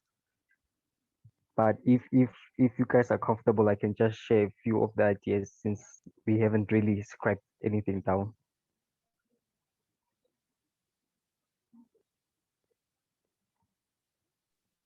Yes, Hendrik, you can. Okay, thank you. So guys, okay, unfortunately we won't be having the nice screen. because we didn't actually write anything down. We actually debated quite a lot of things, but we focused primarily on electricity as a human right that our communities are facing. And well, we didn't actually come up with a lot of solutions, but we have a pretty good idea of where we would have been steering towards. Well, my English is not so good, so you'll have to forgive me, guys. I will just skip on to the end. Or maybe Itu can help me with the English because mine is not so good. No, please go ahead. Yeah, no, I'm sure other members of the team can come in and add to anything maybe that you miss or anything, but please feel free to go ahead. We can hear you and understand you clearly. Oh, okay, fine. Okay, so we identified a few challenges, some which I can recall is illegal connections, power cuts, load shedding, people not affording the cost of electricity, because I'm pretty sure most of you know that it went up about 3 times this year. So one of the key solutions that we identified was that ESCOM has what you call a program for poor people. I would say people who cannot afford what you call to buy electricity. So they have a campaign, I would say, but they primarily do it on social media, where they try to raise awareness about that people can actually apply for that, such a subsidy. And we also identified that we can also participate in a way and spread awareness about that, particularly to communities like Soweto and other townships across the country. We can actually raise awareness to say that there is a program like this you can actually apply, so that people also are informed and that there are no accounting irregularities on the part of ESCOM. We also identified that we could have a sort of like community committees or community leaders per se, who will report what you call illegal connections. And then I can't remember who. I wanted to give credit because it's actually quite a good idea. Someone said that there's a community that sort of fundraises and then buys transformers, because there was an issue of the transformers that are currently in place being outdated and then not having enough capacity to carry what you call community. And then now, due to urban migration, what you call there being informal settlements are rising out of everywhere. Now that the transformers are not properly capacitated to meet that number of needs of what you call of households. So someone suggested that there could be a fundraising type of program that we could actually initiate and then try to sort of buy a newer, more capacitated transformers. So those are the ideas I recall. I'm pretty sure I'm forgetting some. So if anyone has had enough time to sort of like ease their anxiety, they can just add on to that.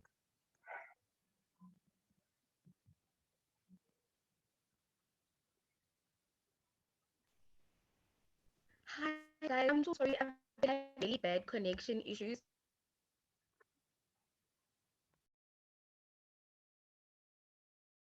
But I'm glad I called to type them down. But one of the things that we had also discussed as a possible solution to the electricity crisis, especially in townships, because we didn't have in our team a lot of people from rural areas, was that there could possibly be more interaction between community leaders being able to ventilate the direct concerns and like the challenges that the communities are facing, because there are specific departments in the municipal offices and at ESCOM and City Power, so that it can enhance accountability. And then there can be maybe a plan of action how we can work together. It can be monitoring and evaluation frameworks with that actually could also empower the local community so they can understand some of the constraints that ESCOM has, and then what available avenues they have at their disposal to be able to have reliable electricity, and then also understand the responsibility that comes with that, with having to pay, and some of the concessions that can be made by Eskom.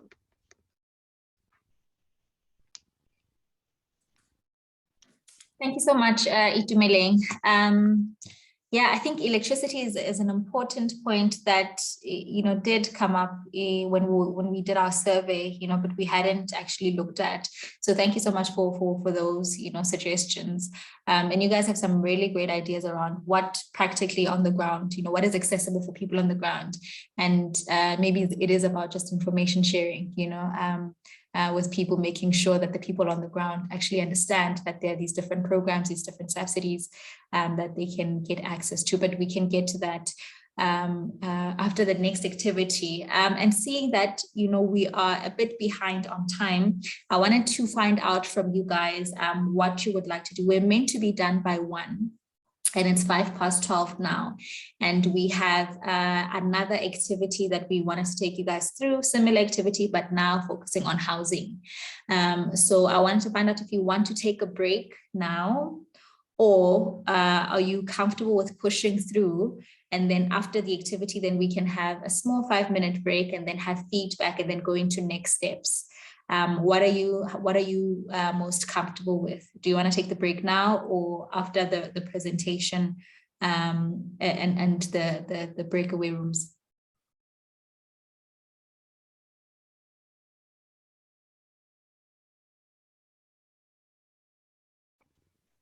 Yeah, I think we can push through. I think we can push through. I'd quickly like to take a break now, so I can sort my connection issues. Okay, so Itumeleng is asking for a break. If I heard you correctly, sorry, Itumeleng, it was coming in and out. Okay, so can I say that since people do want to break, can we say that it's 12:05 on my clock? Can we say that let's be back by 12:10? Would that work for you guys? Yes. Okay, cool. We can take a break. No problem. Thank you. Back at 12:10. Perfect.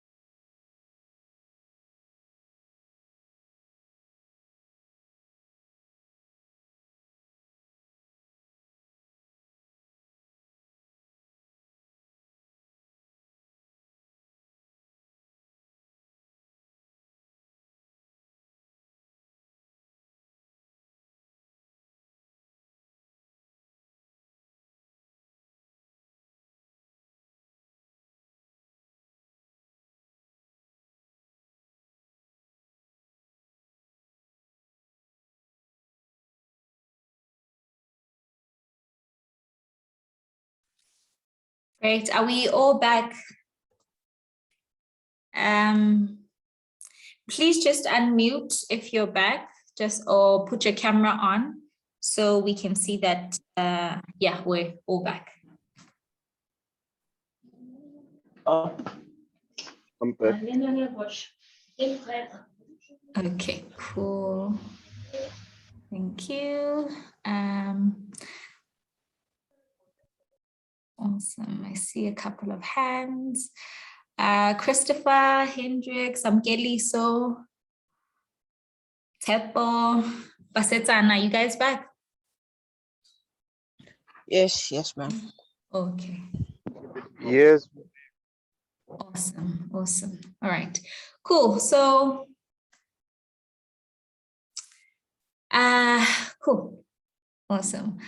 So we're going to go into the next session, and we're going to, I don't want to, take away from the session, by flying through it, but I'm going to try to be as quick as I possibly can, also to respect, your guys' time. I saw, just looking at the different presentations that you guys did, you focused on service delivery, right?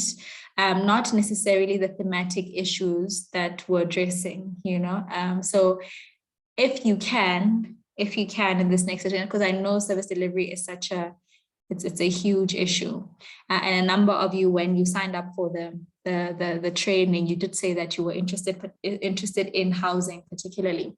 So if you can, please, as you think about different activities, think about that particular theme. And if you have any ideas that you've had between the break and now that are around water, please also just think about those and add them to the different activities, so that it's yes, it's service delivery, but it's linked to the different themes that we're talking about, if that makes sense. Cool. So I'm just going to share my screen quickly.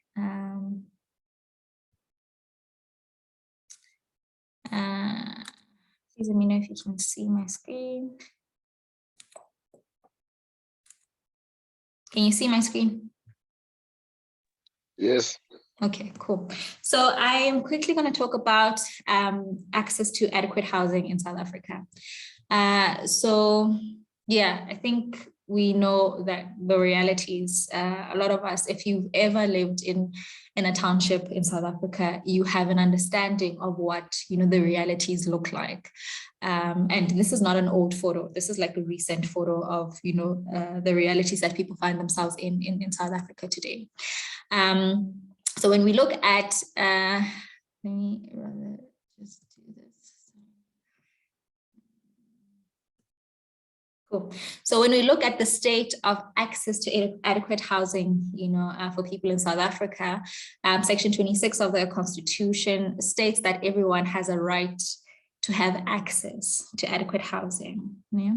And then the second part of it there says that the state must take reasonable legislative and other measures within its available resources to achieve the progressive realization of this right.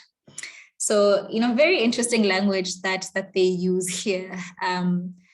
Yeah, and please keep this in mind and let me know if you have any questions or comments around, the language that they use, because yeah, they must take reasonable legislative and other measures, right, within available resources, to achieve the progressive realization of this right. And then the minimum size of permanent residential structures provided through the housing subsidy is 40 square meters. Yeah, so 40 square meters is what legislation prescribes.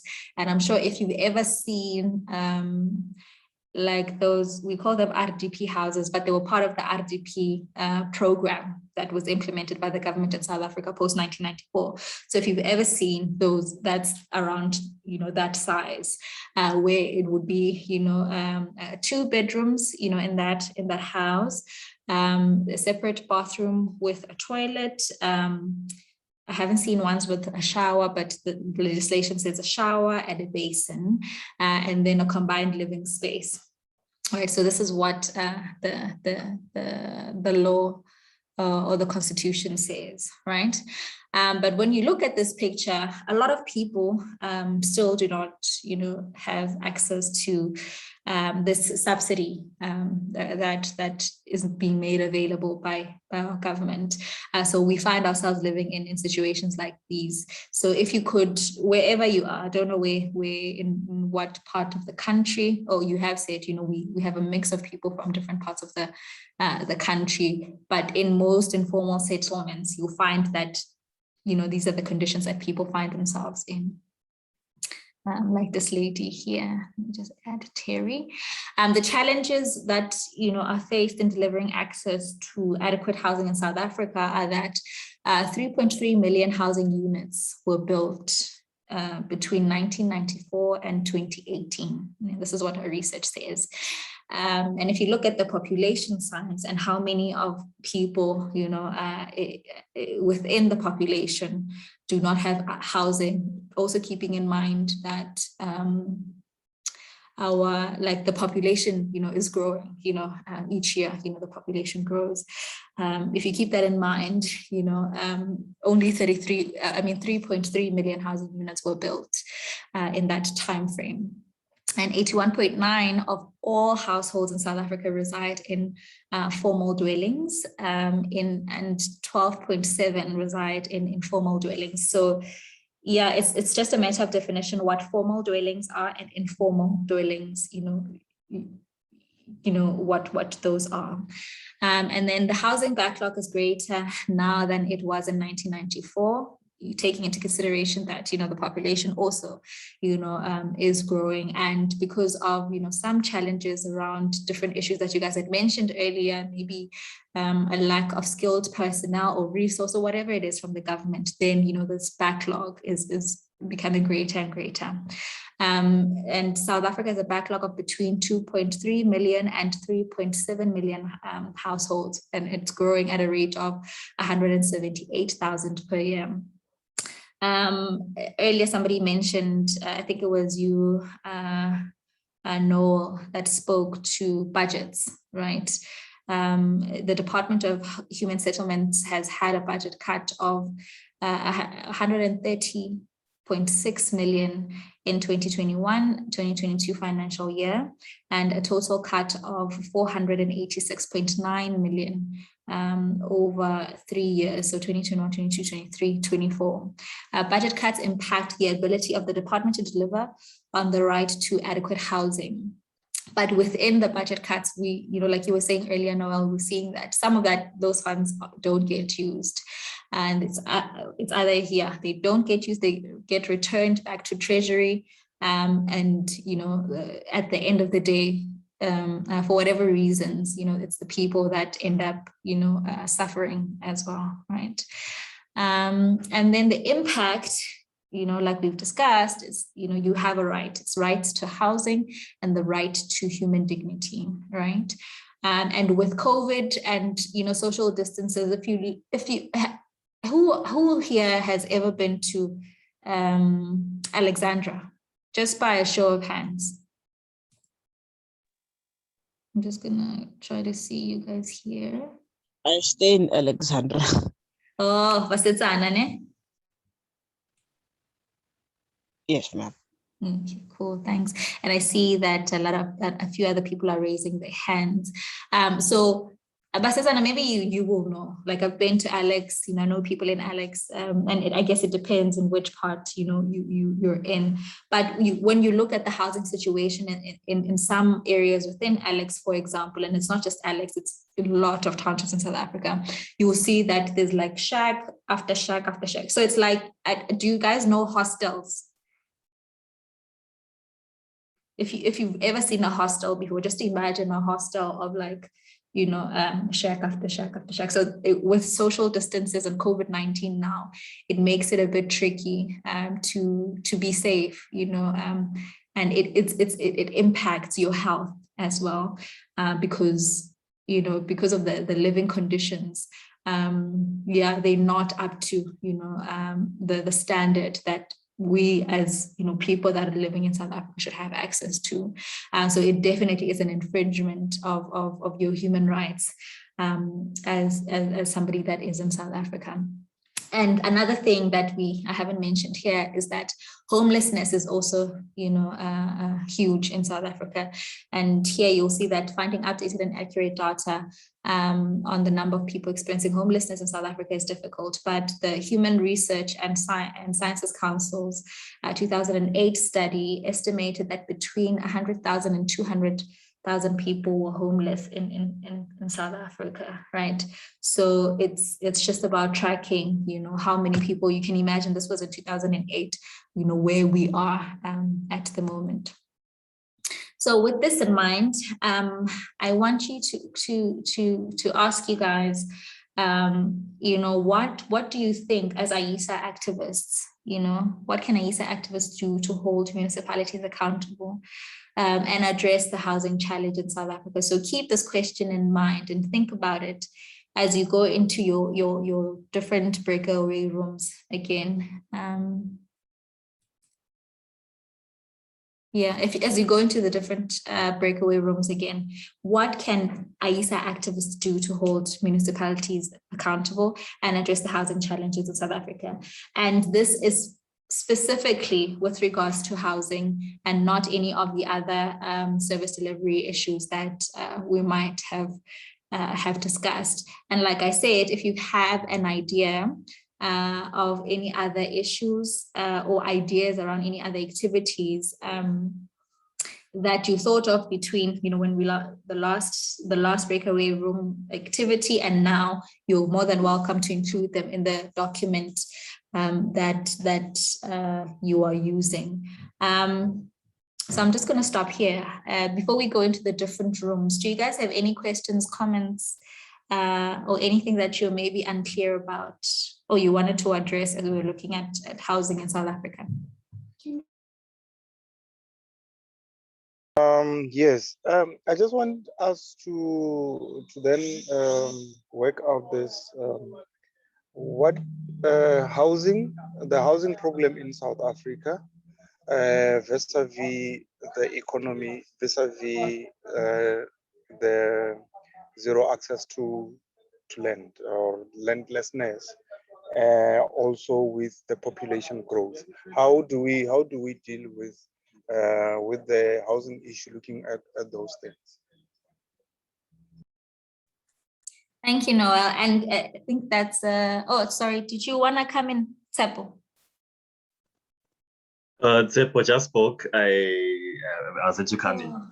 Sorry, I'm confusing you guys. Yes, please go ahead. Yeah.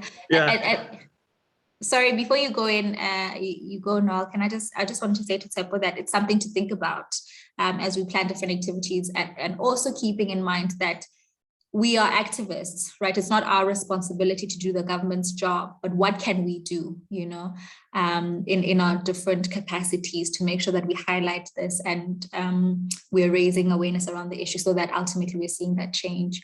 So Noel, please go ahead.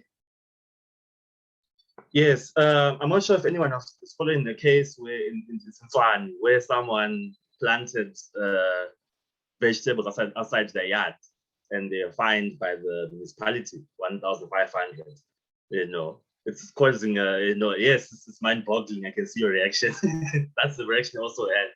And then in comparison with a couple of years ago, where a white individual also had a similar project, and he was lowered on social media and was harassed by the municipality. The municipality is justifying it, saying, he was violating municipal regulations, what land use, all those things.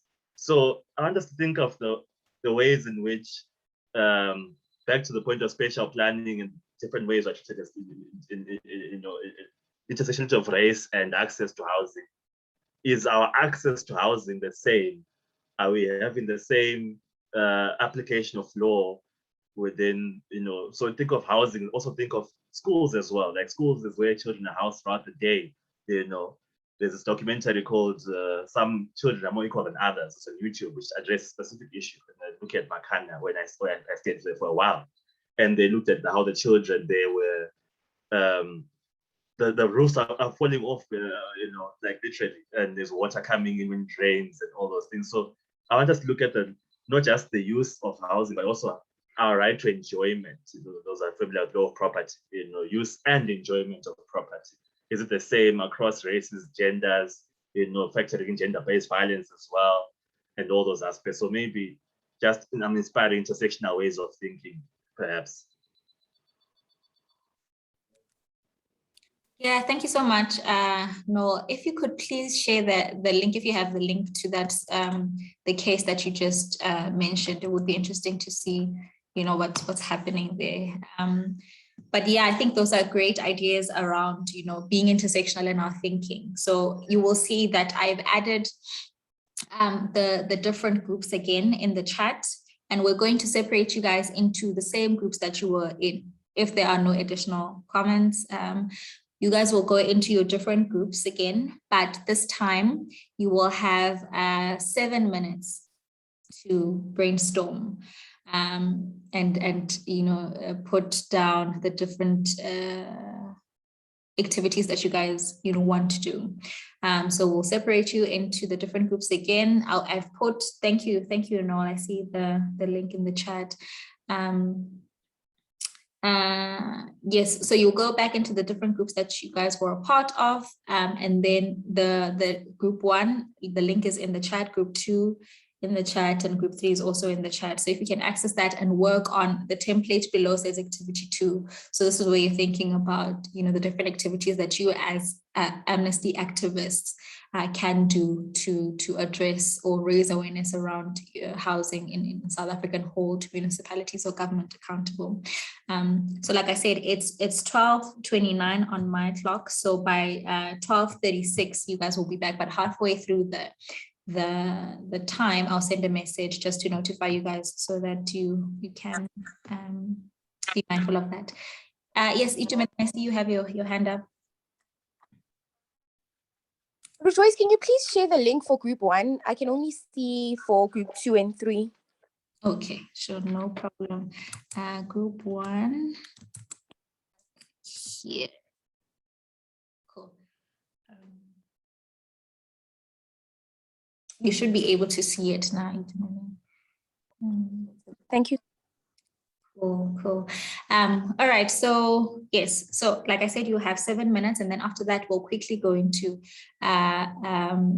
debrief or feedback session, and then we'll just hear from you guys, or actually we'll determine next steps as to what follows after we've gone through this activity. Rejoice, I forgot which group I am. Hlabane is part of group 1. So group 1, there was Itumeleng, Christopher, Hendrik, Hlabane, and Bonisane. That's group 1. And then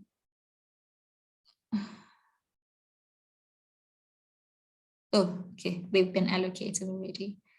Terry, what group were you a part of initially? I'm at group 3. Group 3. Okay, cool. And then Nonzuzo? I was in group 2. Okay, awesome. Cool. Cool.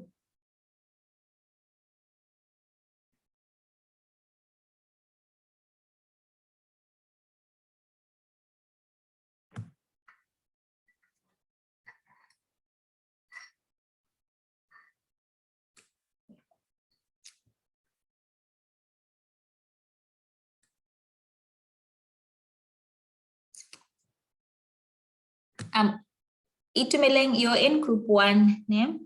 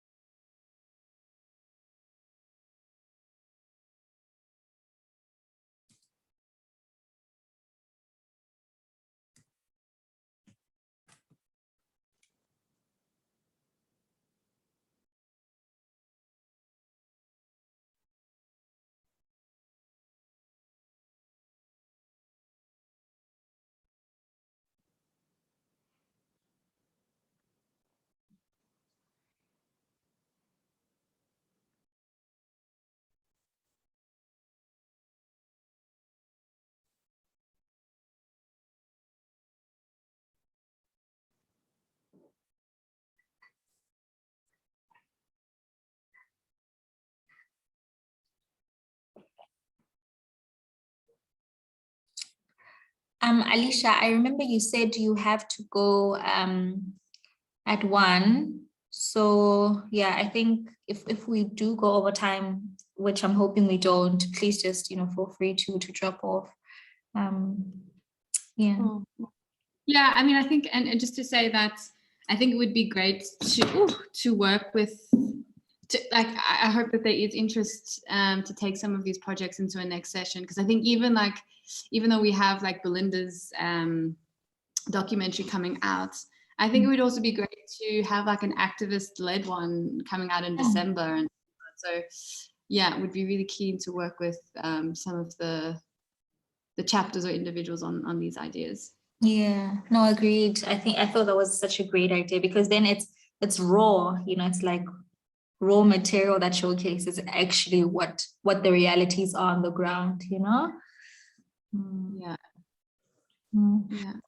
Yeah. Yeah. So hopefully they're keen, and then we can have the next sessions. And I'll maybe, I know capacity is stretched, but maybe on Monday or Tuesday we can do a debrief and plan for the next ones, depending on what the level of interest is to take these live. Yeah. Cool. Sounds good. And we also aren't actually bad for time. Well, the only thing is actually we shortened this session. It was supposed to be 30 minutes, but now it's going to be 7 minutes, which is, I guess it's fine if they're able to do it. So yeah.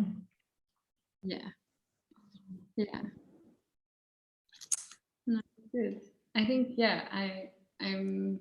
I feel positive that there are going to be some activities implemented post this session. Agreed. And even if it's 1 or 2, at least then they're doing something, that is activist led, Yeah. And I guess the turnout's pretty good. So if 15 people double confirmed, that they'd be attending, I see that we've had, close to 17. So I think the turnout's also pretty good. Yeah. Yeah, agreed. I was so worried because people didn't get their data in time and whatnot. And James Shem, he called and I was like, I don't know, the payments were released on Thursday, so I'm not sure what the issue is. But yeah, he came through and he's like, no, he'll be sure to make sure that everything is covered and people are able to get their things on time. Because my worry was also the VAR. Remember, they have their GBV thing today. Yeah. Did they get the materials and the data and? Yes, they did. They did. So yeah, they should be fine. Cool. I'm excited to hear how that session, that session goes. I can imagine some very interesting conversations will be taking place. Yeah. Yeah, and men only. So it'll be interesting. They said they're going to be live streaming. Hopefully they're able to do that. And we can tune in if we can, on the AIFL page. Okay, awesome. Yeah, if they do that, then Busi, I think we could also share it onto our page if they are able to live, to stream it. We'll see. Yeah, We'll look. no, definitely, I agree.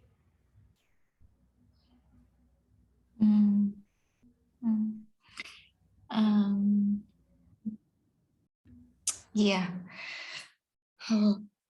Oh, well, I wasn't looking at the time, so I'll just say 1 minute left.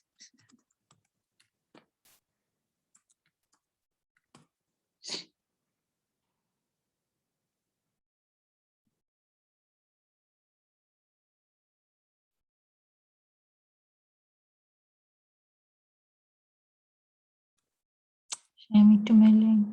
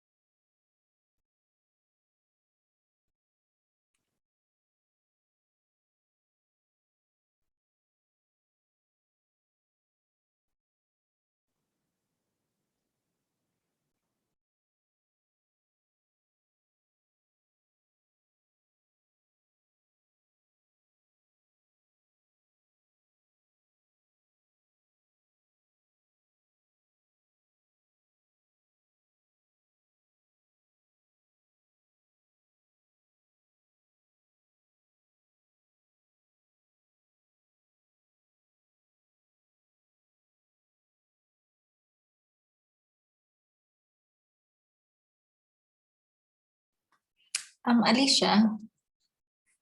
Yeah. I'm just wondering, can you, do you mind doing like the feedback session with them? Because I feel like I've just been talking for a while and I'm going to take them through the next steps, if that's okay. Sure. Okay. Totally fine. Thanks.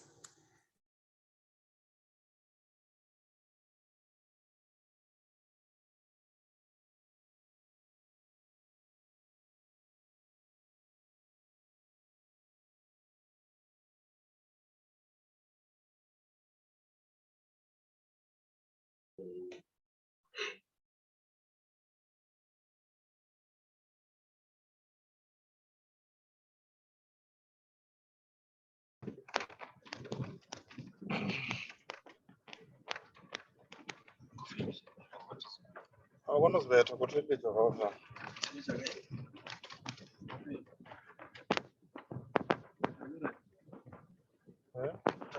connect to more.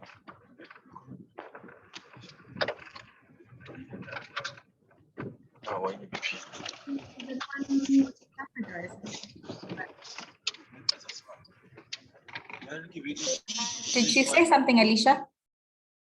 Yeah, I was just saying it seems like everyone should be back. Hey, that this is everyone. Yes, it's everyone. Yeah. Okay, my speaker, Konya. Cool. I think let's head into the next round of feedback. No, we can still hear you, but yeah, we'll keep that in mind. So group one, do we have a representative from group one to share your feedback and ideas on housing and service delivery?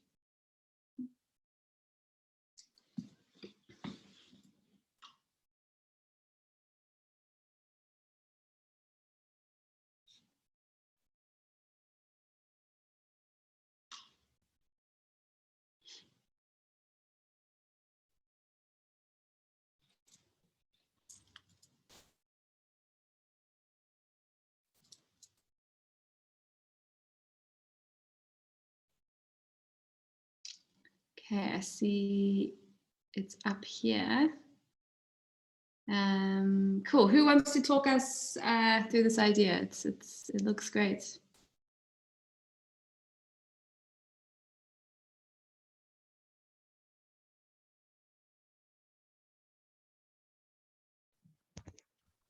I would volunteer, but I want to give others a chance, you know, to sort of, you know, just so that we gain confidence as we're going forward, so that we become more open with one another. Sure. Thank you. Yeah, me too. Okay, so I who think I'll else? speak after the first. Okay, sorry, Itu. Who else was in your group? Who would you like to nominate to speak then? I'd like to nominate Shabani.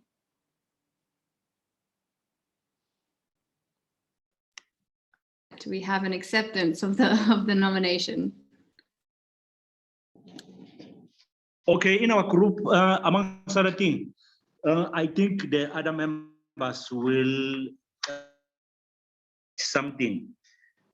We spoke about doing petition for RTP housing. And also our members agreed that at least if we engage the media, because the government sometimes respects the media. I think if I left something, the other members can also add, because another thing that came in the picture is that the government do build RTP houses. And then what happens is that people move from shacks and go to RTP houses.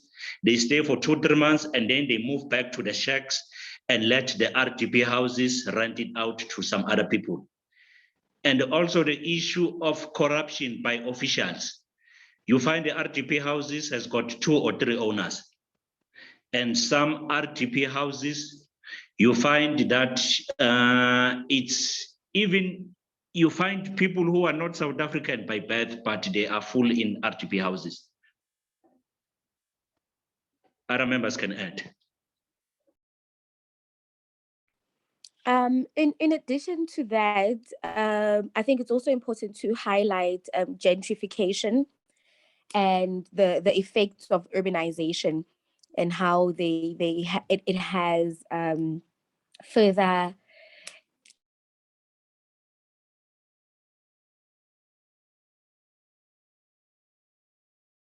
So when we think of RDPs, most of the time, we find that they're closer to townships and very far from economic zones.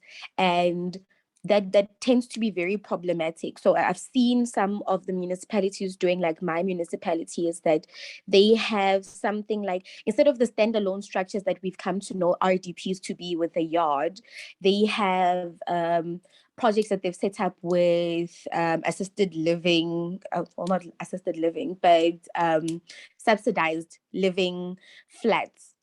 So the flats are a bit more practical for spaces such as urban areas where there is definitely a lack of space that can accommodate all the families that live in informal settlements, if we're going to have housing structures that are going to also include land around the house.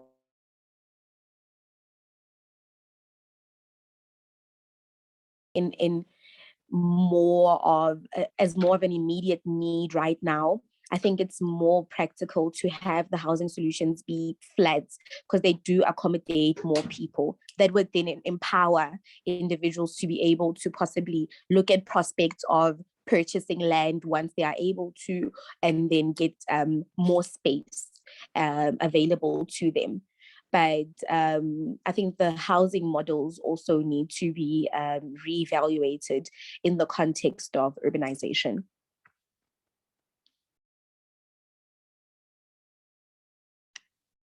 Yeah, I think you both raised some really good points, and I think just to also say that if any other team members or anyone else on the call likes an idea or has questions about the activity, just drop it in the chat or raise your hand. But yeah, I think this is a good action. It's something that could easily get off the ground quite quickly, and we can mobilize and organize people on. So I think this is a solid idea, and I like the way that you guys are thinking and the detail that you're going into about what housing in South Africa could look like. So yeah, thank you, Group 1.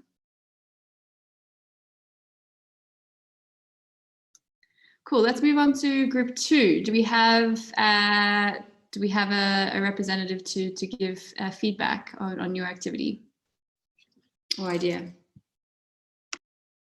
I'm not sure anyone else is comfortable talking on these issues. I can just come in later, or maybe introduce, and then I can come in after.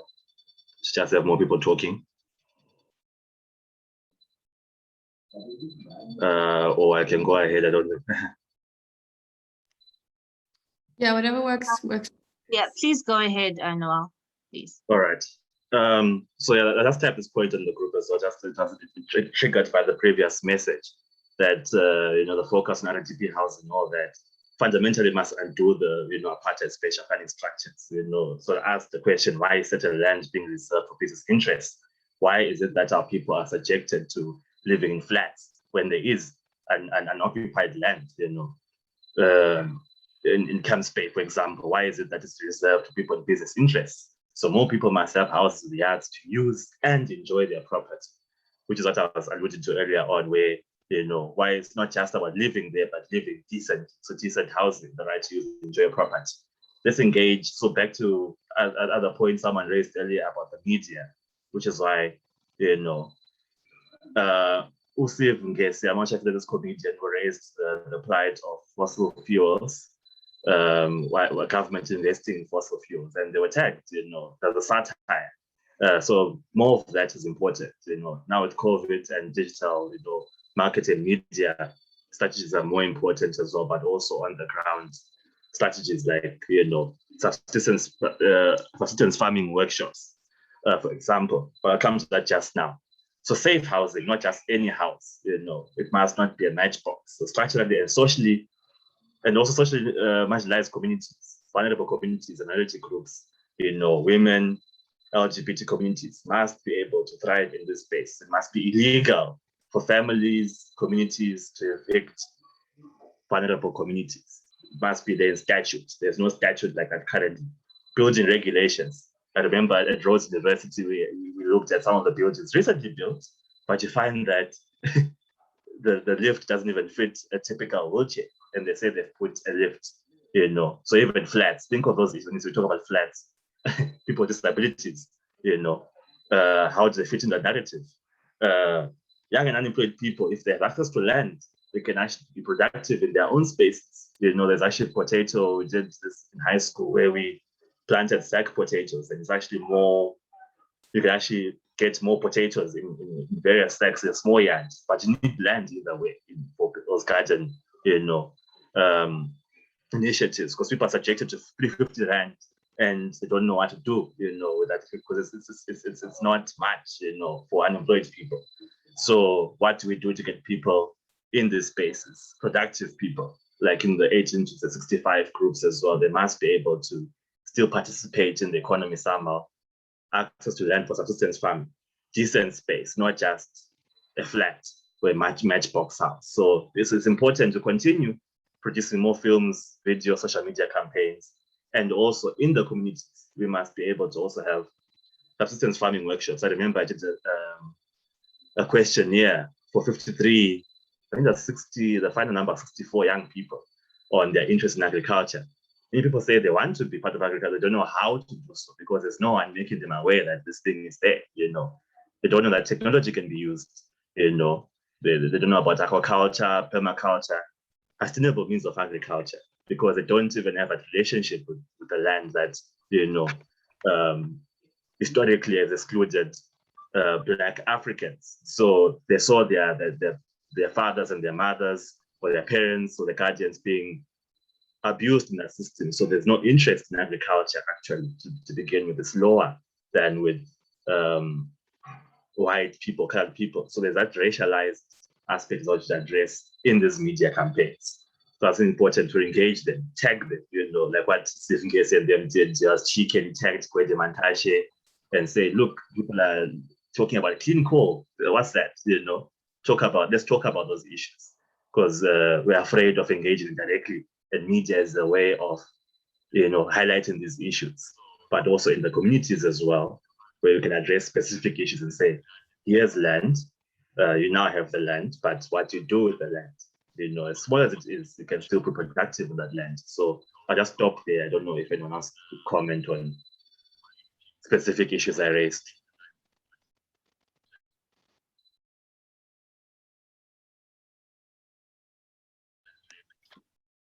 Yeah, I think I really like your intersectional approach to, you know, to housing and all the different factors that come into ensuring that people do have access to adequate and also quality housing. And, you know, your medium of engaging on media campaigns and whatnot, I think is, yeah, media is a powerful platform and tool.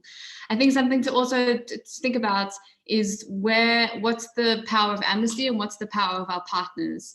You know, subsistence farming, I think that's a really great idea.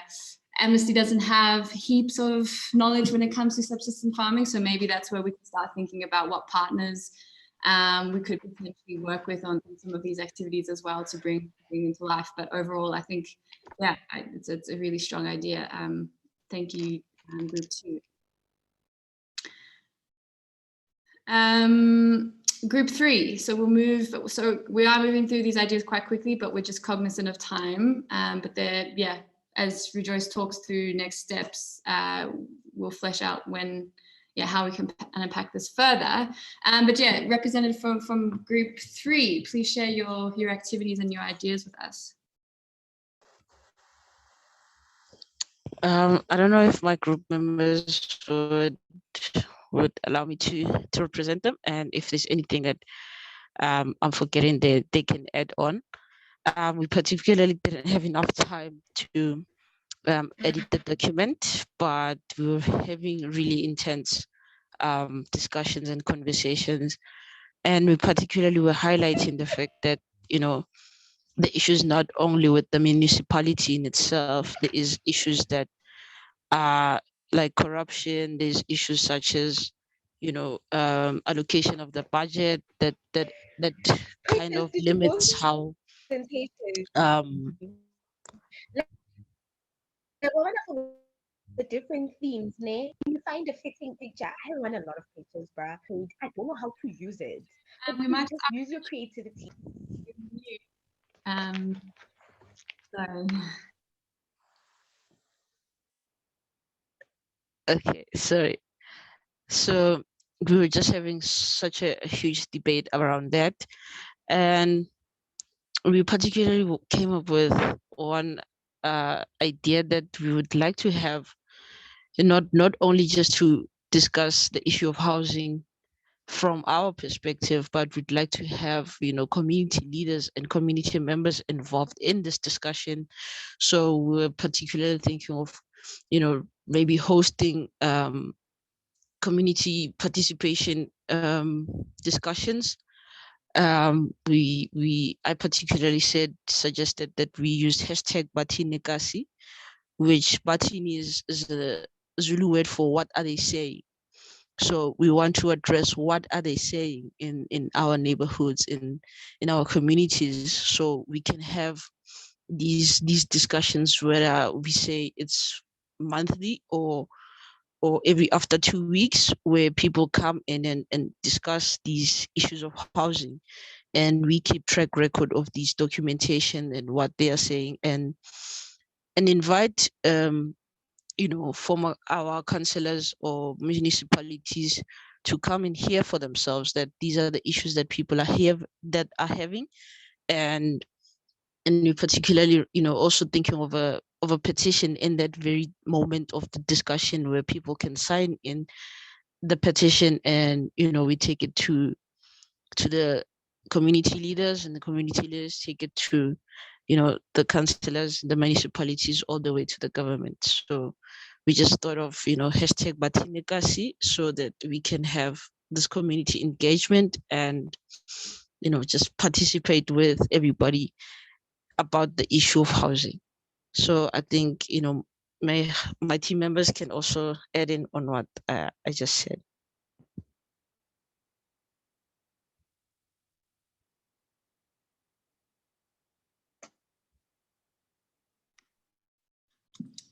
Great. Thank you. I also like that. Yeah, I think it's a great idea. And if you guys do get the chance, please do pop your ideas in the document. I think it'd be great to capture them. And I also, we should never underestimate the power of organizing ourselves in order to hold government to account. Coming together as a community, I think there's a lot of power in that, and there's a lot of power in peer-to-peer conversations and education and sharing of ideas that we can then take to municipalities and leaders and saying, as a community, this is what we want. And then also demanding, as we mentioned, that they share their plans and their budgets with us. And I think, there's power in numbers and knowledge. So really great idea. So I think I was saying to Rejoice when everyone was in breakout rooms that I'm really hoping that we have individuals and chapters and groups who do want to work with us and bringing these ideas to life, because I think they are powerful. So as I hand back over to Rejoice, that would just be my wish, in that you do follow up with us to make this happen. So thank you, everyone. Yeah, thank you so much, Alicia. And, that actually brings us to the next steps. So you will see that in the program, we had a section where we wanted to talk about next steps and also talk about the competition that we're running. So like Alicia is saying, we're hoping that all of you here can basically move forward, in the next capacity building sessions that we want to have, where we'll be looking at the different ideas that you guys have come up with, and then basically decide what we are wanting to pursue to bring to life. Because ultimately, the idea of us coming together like this is so that we come out with ideas that are practical for the campaign that we can implement, so that they are able to benefit, the different people that we're targeting with the campaign. So we do hope that you are available. I will send out a an email with like a Google form for you guys to basically say when you would like to have a follow-up session to bring these ideas to life. If you would like to work as groups, that would be perfect. Even though you are in different areas, you can have a conversation about how you want to bring the idea to life, or maybe it's the same idea being implemented in different areas. You can really be creative around that. And we can have a conversation about how to help you. Looking at some of the support that you guys have asked for. Some of you need support with like creating posters, video, social media, support, webinars, workshops, that kind of thing. This is where AISA comes in. So we're going to be looking at all of these in detail and seeing what's possible and what isn't. And like Alicia said, if you have capacity, maybe just after this session, please go back to that document and add all of those ideas so that when we're looking at them, we're looking at the ideas, all of the ideas that you guys have discussed today and you want to take forward. So I'll send out that email with a Google form asking you guys to say when you're available for the different activities, and then we can help you plan around how to bring those different ideas to life. So that's that in terms of next steps. Are there any questions so far?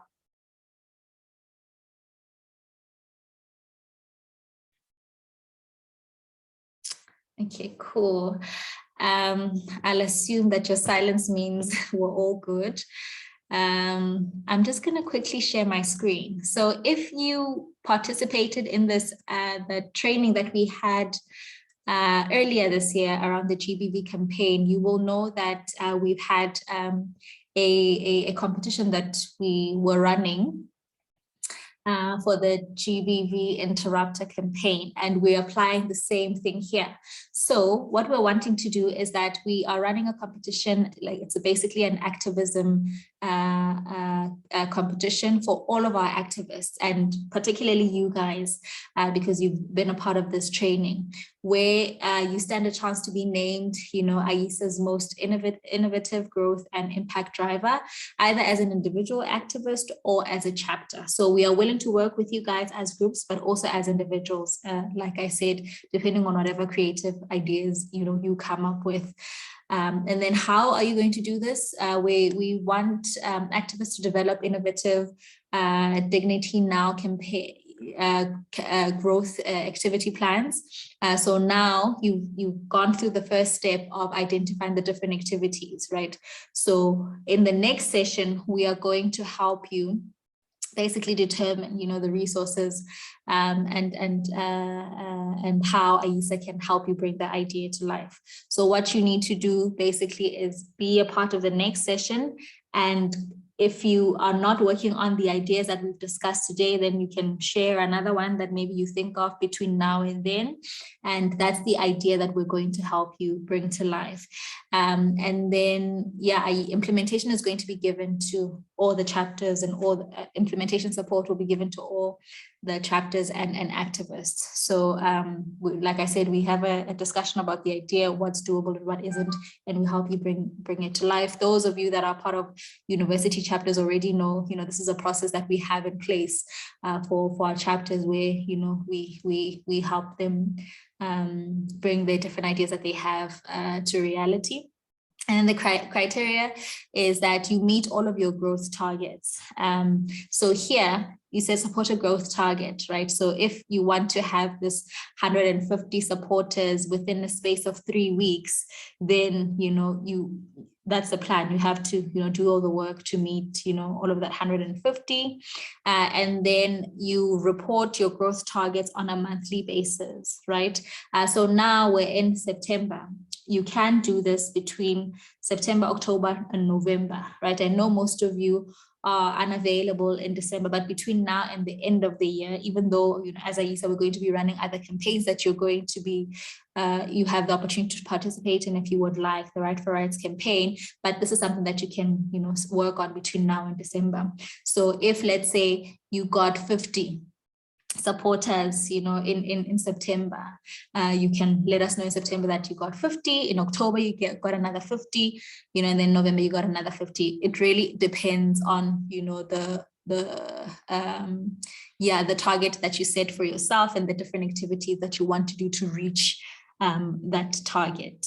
So that's the criteria that we're going to use to select, the most innovative impact and growth driver. And then the prizes really are that you're going to be named most innovative growth and impact driver for the campaign at the Supporters Assembly.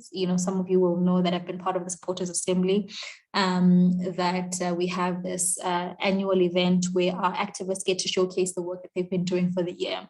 And this year for the Dignity Now and GBV Interrupter campaign, we will be naming most impactful chapters or groups based on the impact, a chapter or individuals based on the impact that you've had. You'll also be featured in AYISA's newsletter that comes out on a quarterly basis. And you also will know that we've launched a youth newsletter called Youth for Youth. So you'll also be featured there. And then we'll also provide you with human rights education training to further support the different activities that you have. So this is something that we did, at the beginning of the year, and we are wanting, to have it grow. We want you guys to be active and impactful, because we know that a lot of you have, a lot of great ideas and just require that support, around basically bringing your ideas to life. So this is where, we are coming in, and we hope that you can all participate in this. And we look forward to hearing from you how you want to bring the different ideas to life. I see there's a question in the chat. Oh, good. How do we measure the growth of the supporters? Okay, that's really good. So at the moment for the Dignity Now campaign, we have a petition that we're using, right? So either you can use the petition, or for the activity that you're having, if it's a online activity, people will need to register, right? What's the word? A supporter, in terms of, Amnesty's definition, is somebody that takes at least one action with Amnesty and provides us with their contact information, right? So if you have 50 people attending an event, they'll just need to fill in a register, saying that they'd like to receive more information from Amnesty, then they already count as a supporter. So that's how we will be measuring that, but it's up to you to determine the number of supporters that you want to get for the different campaign activities. There's another question. Do we continue working on the activities as a group, or? I know we kind of touched on that, but I guess to just reiterate. Yeah, yes, you can continue working if you want to. Please, continue working together on the different activities. But if you have separate ideas, right, or an idea that you have, also taking into consideration that maybe some of you guys are not in the same place, so bringing some ideas to life when you are in different spaces might be difficult, and you feel like, yes, you want to be a part of that group, but you'd like to host a separate activity that is relevant for your area under the campaign, then we can also do that. It all depends on your capacity. So if you have capacity to participate for both, do that. But it depends on you. And it would be great to have all of you that have worked together on these different campaigns, working together on these ideas, because these take a lot as well. They need, a bit of time. So doing the group work and the individual activity might require a lot from you, but if you have capacity, then by all means.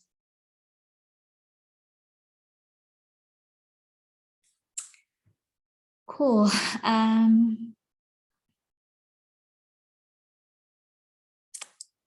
Okay, cool. Just going through some of the things in the chat. Okay, cool. Are there any questions, comments around what we've discussed so far around the competition?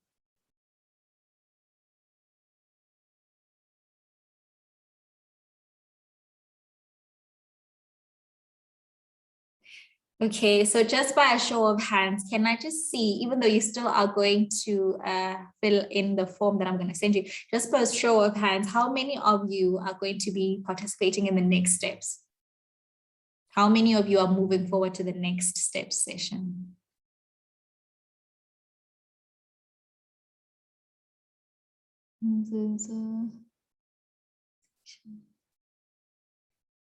Hendrik. Okay. Oh, Samkeli. So yes, please continue showing your hands, because if you don't, I assume you're not coming. Okay, cool. Okay, large majority of you guys.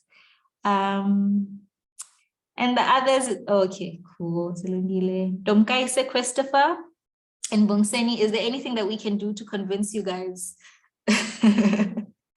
Okay, cool, awesome. Yeah, and if you guys have any questions, anything that you're not clear about, please just let me know, and we can have a conversation about that. But like I said, by Monday, I will send out that form and you will tell me, when you guys are available, and preferably, in your different groups, then we can take you through the different capacity building activities or sessions that we want to have. Cool. Is there anything else, maybe Alicia and Busi, that you wanted to say before we end the session? No, nothing from my side. So glad to see so many hands being raised, and excited to be working with you on them. And thank you for taking the time on your weekend, to be here.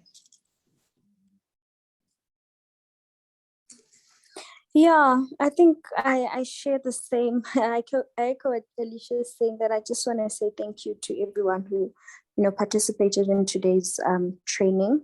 It was really informative, and I think getting together, you always learn so much from each other. And I think we managed, we succeeded in doing that. And I hope everyone has an amazing weekend. Cool.